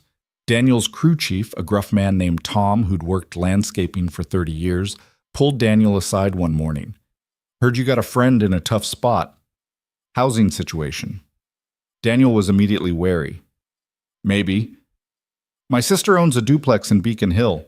Tenant just moved out. She's looking for someone reliable, doesn't care about credit so much as character. Rent's $850 a month." Daniel's eyes widened. "That's below market." "Yeah, well, the place needs work. Hasn't been updated since the 90s. Pipes are temperamental, heaters on its last legs. But it's clean and it's legal." Tom shrugged. "I vouched for you, told my sister you were good people. If your friend's interested, she can call." Daniel could have kissed him. "Tom, thank you." "Don't thank me yet. Place is a project. But it's something." That evening, Daniel told Lena. She called Tom's sister immediately, scheduled a viewing for the next day. The duplex was exactly as advertised, dated, worn, in need of TLC. The kitchen had avocado green appliances. The bathroom tile was cracked. The living room carpet was mystery-stained. But it had good bones, functional plumbing, and most importantly, it was hers if she wanted it. Tom's sister, a no-nonsense woman named Diane, looked Lena over critically. "Tom says you're good people. That true?" "I'd like to think so." "You got first month's rent?" Lena had been saving every penny. "I have $600. I can get the rest in 2 weeks." "Fine. You can move in now, pay the rest when you have it, but you're responsible for minor repairs. Anything breaks, you fix it or hire someone. I'm not running a charity." "I understand. One more thing." Diane's expression hardened. "I looked you up, saw the stuff online about your husband, the legal mess. I don't care about your personal life, but I don't want drama at my property. No police calls, no incidents, no nonsense. We clear?" "Crystal clear." "Good. You want it?" Lena looked around the shabby little duplex. It wasn't much, but it was hers. "Yes." She moved in 3 days later. Daniel helped haul her few possessions, clothes from Goodwill, some kitchen supplies Rosa had donated, a sleeping bag Daniel insisted she take until she could afford a proper bed. Emma came too, excited to see Lena's new house. "It's tiny," Emma observed, not unkindly. "It's perfect," Lena corrected. After Daniel and Emma left, Lena stood in the empty living room and cried. Relief, fear, exhaustion, everything she'd been holding back for weeks poured out. She slid down the wall and sat on the stained carpet, sobbing into her hands. She had her own place. She'd done it. It didn't matter that it was falling apart, that she couldn't afford furniture, that she'd be sleeping on the floor. It was hers. The next hurdle was the follow-up hearing, now just 10 days away. Amy filed updated documentation, proof of Lena's employment, her lease agreement, bank statements showing steady if modest income, building the case that Lena was stable, independent, capable. But Marcus wasn't idle either. His lawyers filed a motion claiming Lena had manipulated Tom's sister into providing below-market housing, suggesting Daniel had pressured his employer to help. They painted it as proof of Lena's inability to function independently. "They're really reaching," Amy said over the phone. "But we'll address it at the hearing. Just keep doing what you're doing. Show up to work, pay your bills, live your life." Easier said than done. The surveillance increased, cars parked outside the duplex. outside Casa Verde, outside Emma's school. Always just watching, never quite crossing the line into harassment, but making their presence known. Daniel started varying his routes home, checking for tails. He'd catch Emma staring at the strange cars with worried eyes. "Are those bad guys?" she asked one evening. "No, sweetheart, just annoying guys. They're watching Lena, aren't they? Because of her mean husband." Daniel hated that Emma knew any of this. "Yeah, that's not fair." "No, it's not." Emma was quiet for a moment. "Dad, what happens if the judge says Lena has to go back?" "That's not going to happen." "But what if it does?" Daniel pulled her close. "Then we deal with it. But I don't think it will. Lena's strong. She's fighting hard, and we're helping her." "Good." Emma hugged him tight. "I like Lena. I don't want her to go away." "Me neither, kiddo." And there it was. The truth Daniel had been avoiding. Somewhere between the late-night conversations and shared dinners and quiet moments of understanding, he'd fallen for Lena. Not the surface attraction, though she was beautiful even worn down by stress, but the person underneath, her strength, her refusal to give up despite every reason to, the way she'd rebuilt herself piece by piece from nothing.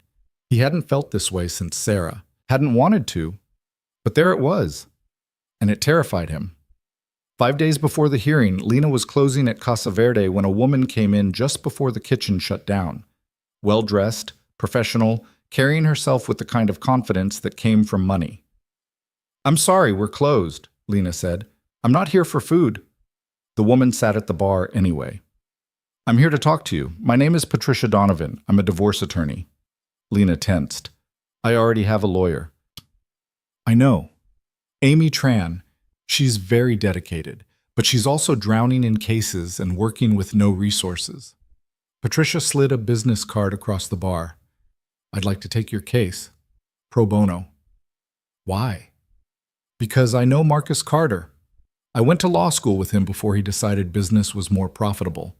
I know what he's capable of." Patricia's expression was hard. "And I've seen what happens to women who try to leave men like him. The system favors money and power. But sometimes, if you fight smart and fight hard, you can win anyway." "I can't afford you." "I said pro bono, no charge. I take cases like yours to balance the scales of all the corporate work I do." She leaned forward. "Lena, Amy's great, but she doesn't have the resources to fight Blackwell. I do. I have investigators, expert witnesses, connections in the family court system. I can match Marcus move for move." It sounded too good to be true. "What's the catch?" "No catch, except that I fight to win, and winning means going after Marcus hard, exposing what he did, getting it on the record, making sure he can't do it to anyone else. You'd have to be willing to stand up in court and tell everything. No settling, no quiet exit. A real fight." Lena thought about the NDA she'd torn up, the check she'd destroyed, the part of her that just wanted it to be over. "I need to think about it," she said. "You have until Monday. After that, I'm withdrawing the offer. I only represent clients who are ready to fight." Patricia stood. "Talk to Amy. Get her perspective. But decide fast." After she left, Rosa came out from the kitchen. "Who was that?" "A lawyer. Says she wants to take my case for free." "Sounds fishy." "That's what I thought." But Lena looked at the business card, Patricia Donovan, partner at one of Seattle's most prestigious firms. "Maybe it's not." She called Amy that night. There was a long pause when she mentioned Patricia's offer. "Patricia Donovan wants your case?" "You know her?" "Know of her. She's a shark. Expensive, ruthless, wins most of her cases." Amy was quiet. "If she's offering pro bono, you should take it." "But what about you?" "Lena, I'm good at what I do, but I'm realistic. Going up against Blackwell with my caseload and budget? We'd probably lose, but Patricia, she can actually win this."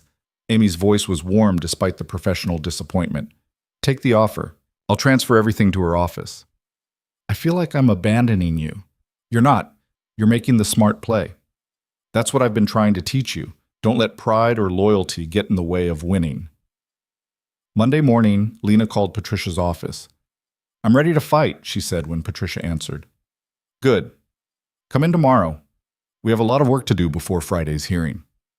The next 3 days were a whirlwind. Patricia's office was everything Amy's wasn't. sleek, modern, staffed with assistants and paralegals who moved with efficient purpose. Patricia herself was all business, drilling Lena on every detail of her marriage, taking notes, recording statements. "The therapy records," Patricia said. "Marcus's lawyer forged your consent to release them. That's an ethics violation. We can get him sanctioned, possibly disbarred. Will that help my case?" "It'll help destroy his credibility. If his lawyer's willing to forge documents, what else is he lying about?" Patricia smiled. It wasn't warm. "I'm going to tear their case apart piece by piece." She also had news about the theft allegations. "I hired an investigator. Your husband's Rolex? He sold it 6 months ago to cover gambling debts. The diamond earrings were never purchased. No record of sale anywhere. The cash from the safe? Bank records show he withdrew it himself the day after you left. He's been manufacturing evidence." Lena felt vindicated and sick. "He framed me. He tried. But now we have proof he lied. That changes everything." Friday arrived too fast. The courtroom was the same, but the atmosphere was different. Patricia commanded the space in a way Amy, bless her, never could. She wore a power suit that probably cost more than Lena's monthly rent and carried herself like she owned the room. Marcus noticed the change immediately. When he saw Patricia, his expression flickered. Surprise, then calculation. Judge Harrison called the court to order. "Ms. Donovan, this is unexpected." "Your Honor, I've taken over representation of Ms. Carter. I filed notice with the court yesterday." "I saw. Quite a step up for Ms. Carter." Harrison's tone was dry.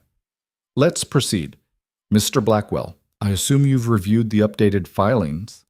Blackwell stood, and for the first time he looked slightly unsettled. "We have, Your Honor, though we question the timing and motivation of Ms. Donovan's involvement. Question all you want in your closing. For now, let's stick to facts. Ms. Donovan, your client has secured independent housing?" "She has, Your Honor. She's been residing at her own apartment for 2 weeks, paying rent through her employment at Casa Verde restaurant. She's been completely self-sufficient." "And yet," Blackwell interjected, "this apartment was secured through connections provided by Mr. Hayes, suggesting continued improper relationship, suggesting," Patricia cut him off smoothly, "that Ms. Carter has built a support network of people willing to vouch for her character. Unlike Mr. Carter, who seems to have surrounded himself with people willing to lie on his behalf." Blackwell's face reddened. "That's a serious accusation, based on serious evidence." Patricia submitted a folder to the bailiff. "Your Honor, we have documentation proving Mr. Carter's theft allegations are fabricated. The Rolex in question was sold by Mr. Carter himself. The cash was withdrawn by him after Ms. Carter left, and the diamond earrings were never purchased at all." The courtroom went silent. Judge Harrison flipped through the documents, his expression darkening. "Mr. Blackwell, did you verify these theft allegations before filing?" "We relied on our client's sworn statements." "Your client lied." Harrison's voice was sharp. "Either that, or he's remarkably confused about his own property." "Which is it?" Marcus leaned forward, whispering urgently to Blackwell. Blackwell looked like he wanted to disappear into the floor. "Your Honor, there may have been some miscommunication." "Miscommunication." Harrison set down the papers. "Ms. Donovan, anything else?" "The therapy records Mr. Blackwell submitted. We have proof the release authorization was forged. Ms. Carter never consented to their disclosure." "Your Honor," Blackwell sputtered, "those records were provided by the therapist." "Using a forged authorization. That's a crime, Mr. Blackwell." Harrison looked at Marcus. "Mr. Carter, I'm going to ask you directly. Did you authorize the release of your wife's medical records without her consent?" Marcus stood. Even now he maintained that polished composure. "Your Honor, I was concerned for my wife's welfare. I may have signed some documents on her behalf, but only out of—" "Save it." Harrison's patience had evaporated. "Mr. Carter, you've wasted this court's time with false allegations, manufactured evidence, and illegal document releases. I'm sanctioning you personally $25,000, payable to the court. Mr. Blackwell, you're getting off with a warning, but if I ever see this kind of sloppy work from you again, we'll revisit your bar status." Blackwell sat down hard. Marcus's composure finally cracked, his jaw clenching. "As for the matter at hand," Harrison continued, "Ms. Carter has clearly demonstrated stability and independence. The divorce will proceed. I'm setting a trial date for 90 days from now to settle asset division and finalize dissolution. Until then, both parties are to maintain no contact. Mr. Carter, if I hear you've been harassing Ms. Carter or anyone associated with her, I'll hold you in contempt. Are we clear? Yes, Your Honor, Marcus said, voice tight. Good. We're adjourned. Outside the courthouse, Lena could barely breathe. They'd won. Not the whole war, but this battle decisively. Patricia shook her hand firmly.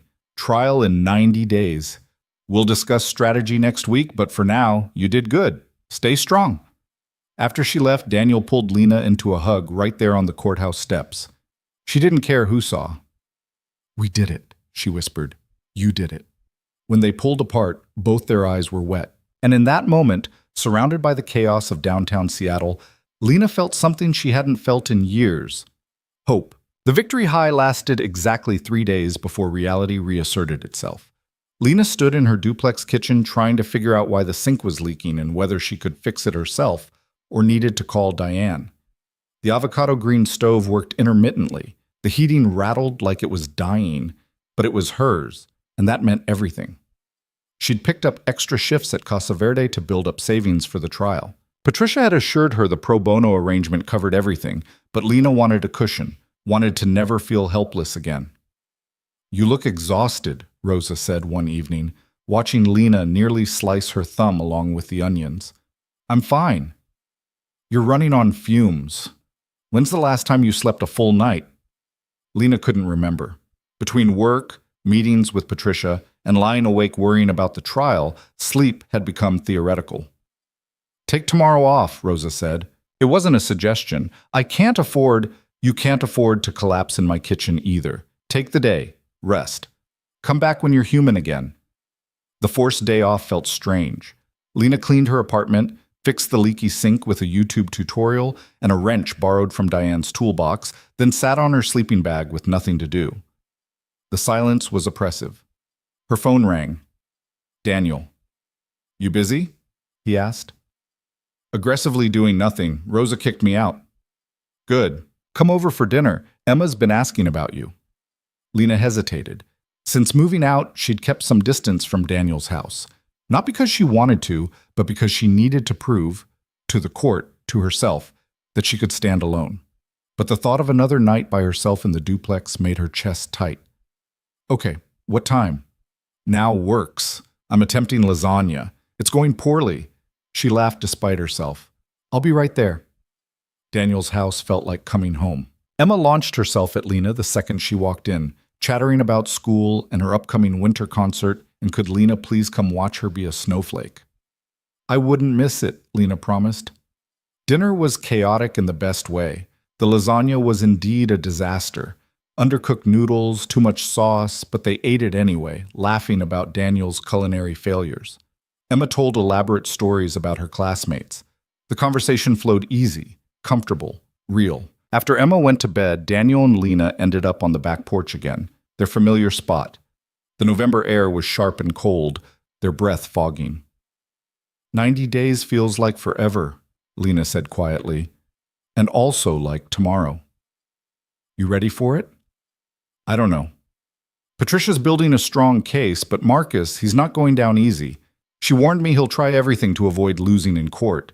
Delay tactics, settlement offers, character assassination. You've survived this long. Barely. Lena pulled her borrowed jacket tighter.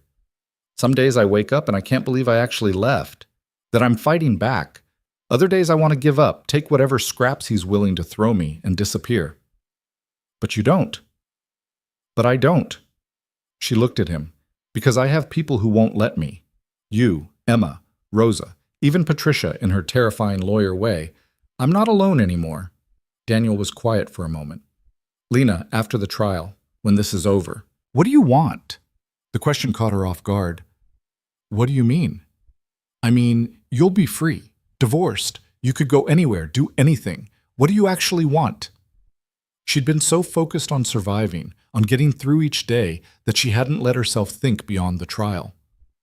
I don't know. I haven't let myself think that far. Think about it now. Lena considered.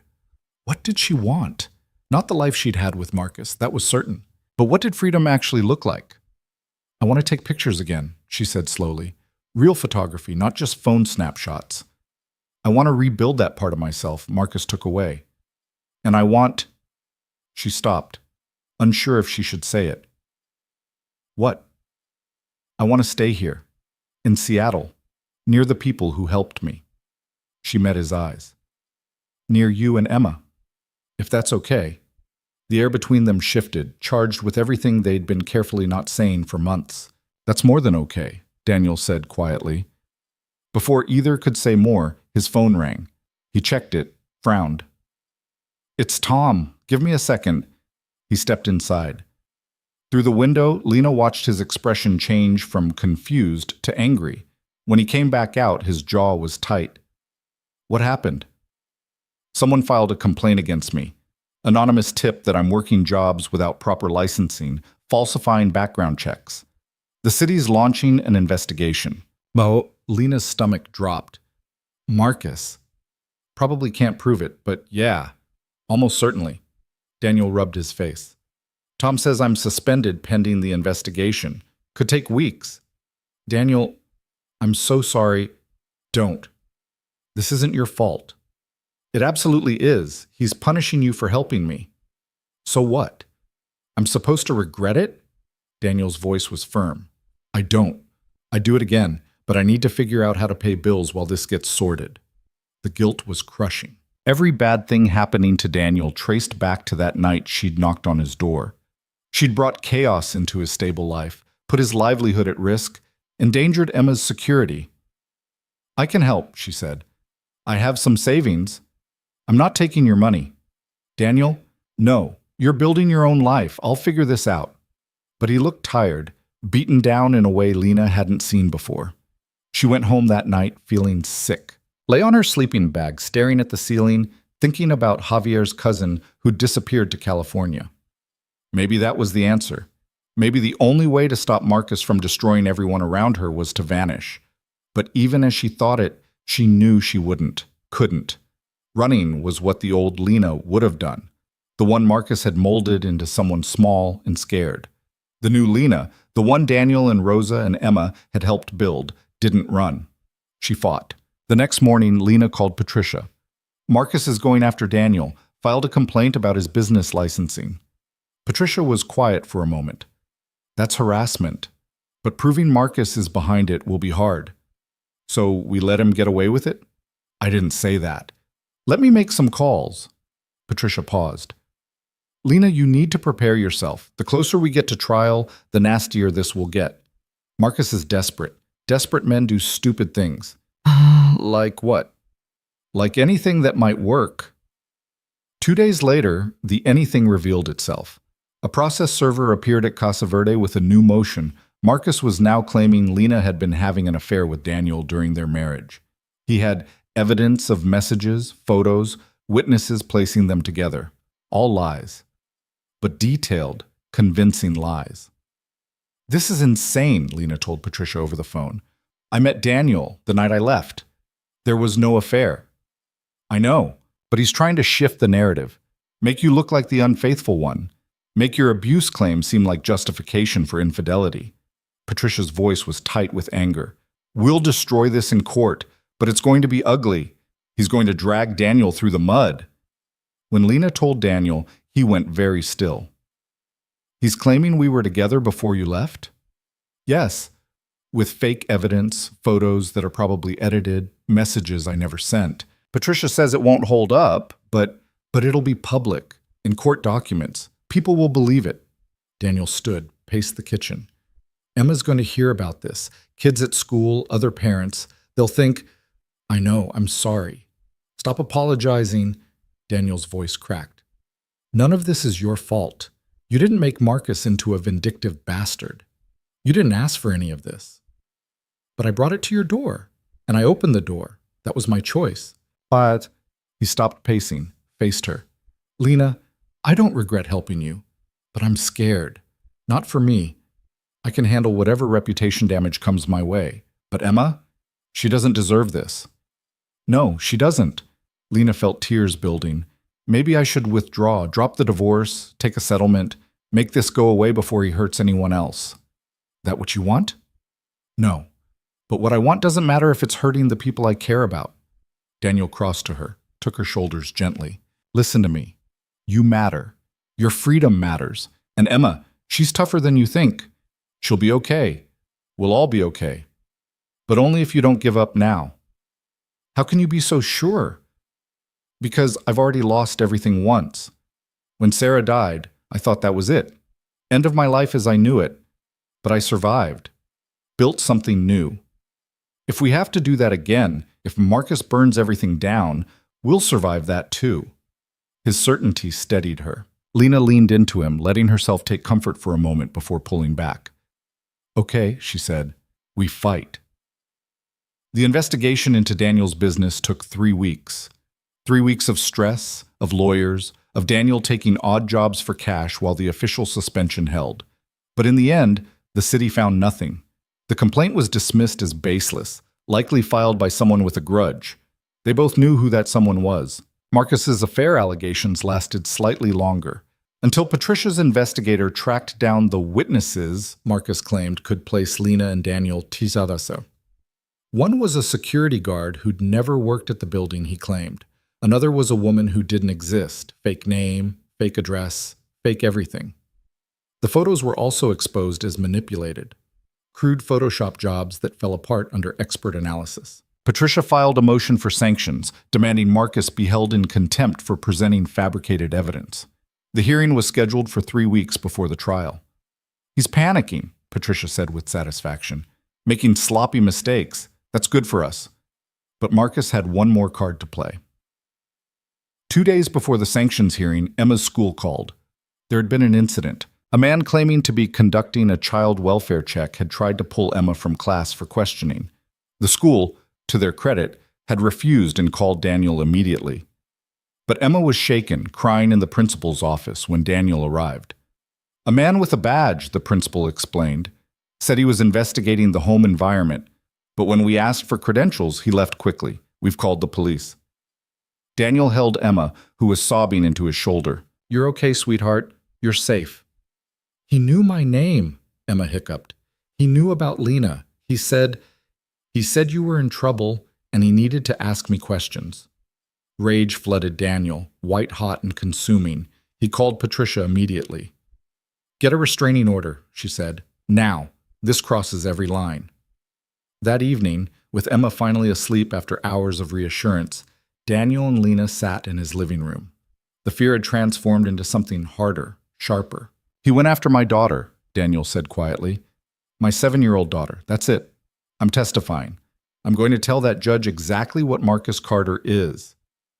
Daniel, no. I was trying to stay out of the spotlight, keep Emma protected, but he brought her into this, so now I'm all in.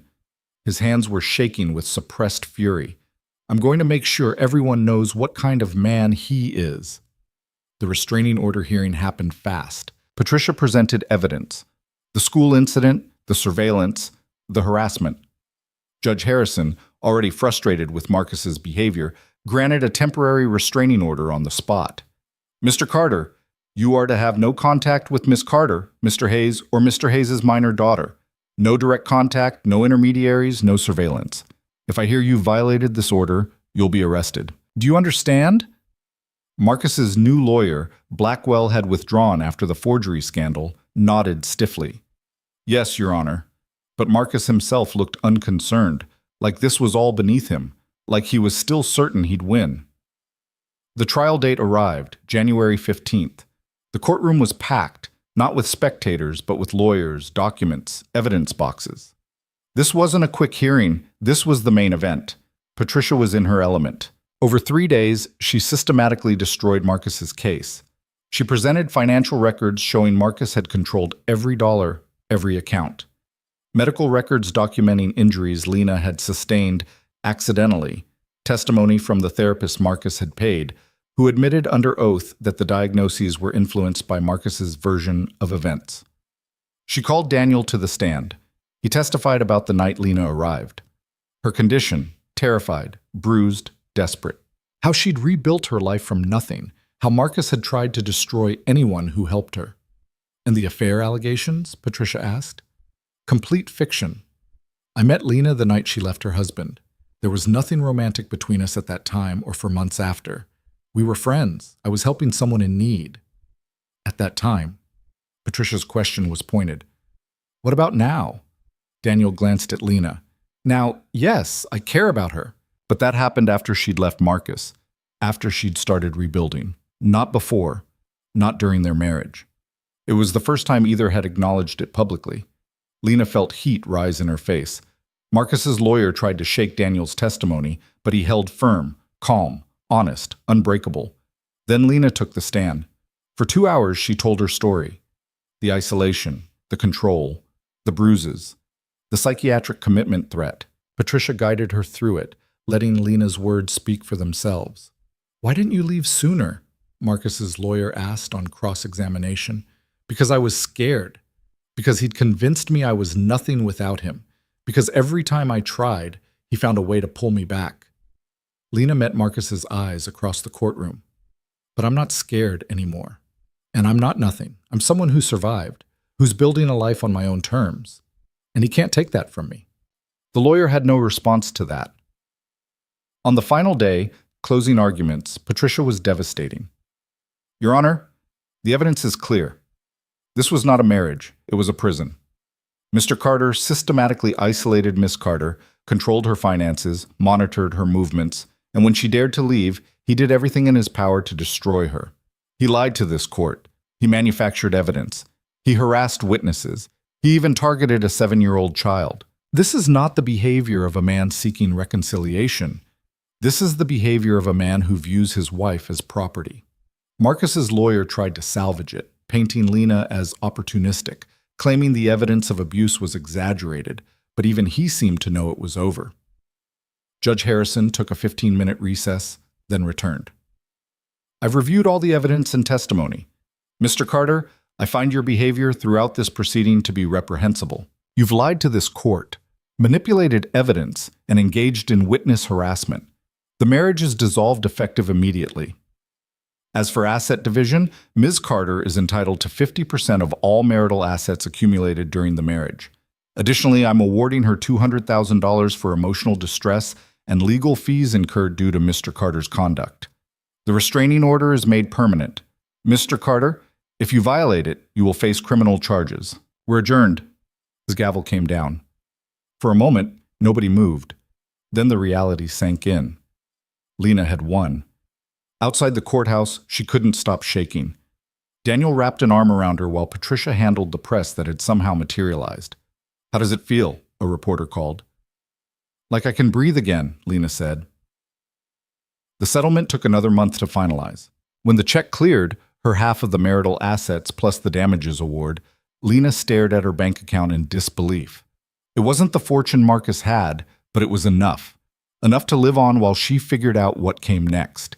She paid Rosa back for every meal the woman had quietly not charged her for. She paid Tom's sister 6 months of rent in advance. She bought herself a used camera, nothing fancy but functional, and cried when she looked through the viewfinder for the first time in 4 years. And she asked Daniel if they could talk. They met at a coffee shop, neutral ground. Lena had been living in her duplex for 3 months now, working at Casa Verde, building a life, but also keeping careful distance from Daniel's house. They'd seen each other at Emma's winter concert. Lena had kept her promise to watch Emma be a snowflake, but things had been polite, careful, undefined.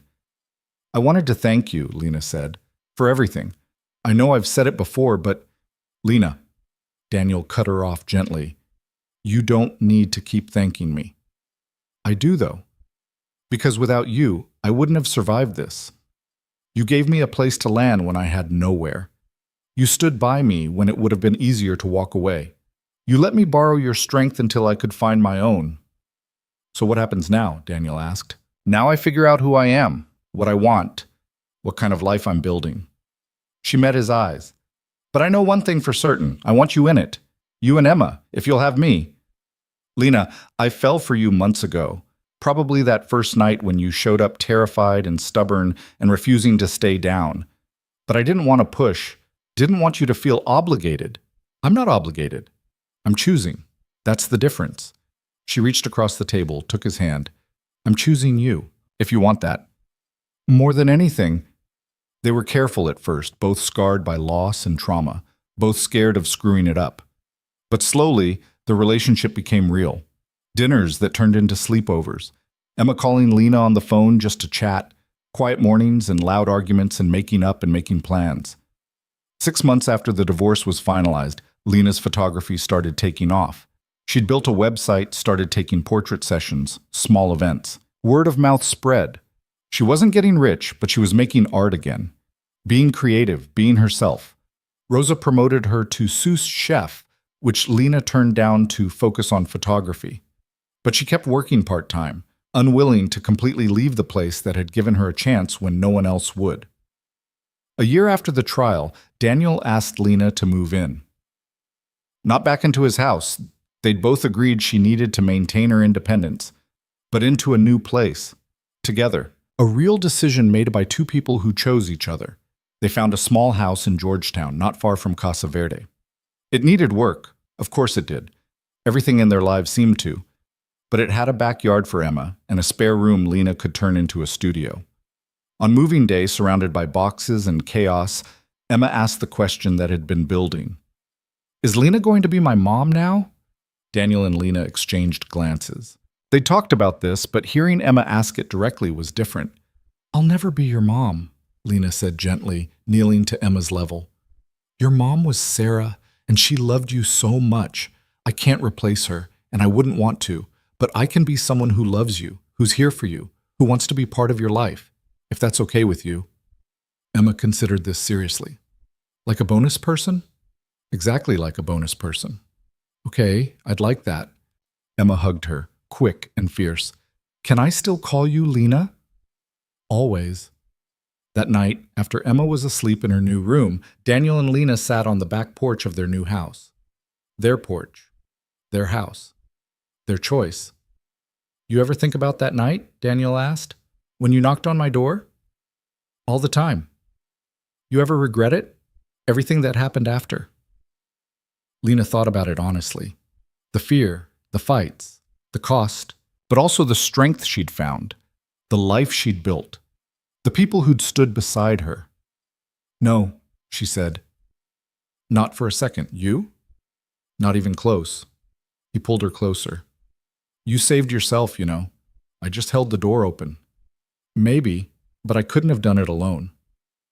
Good thing you didn't have to. They sat in comfortable silence, watching the city lights twinkle in the distance. Lena thought about Marcus, wondering briefly where he was, what he was doing.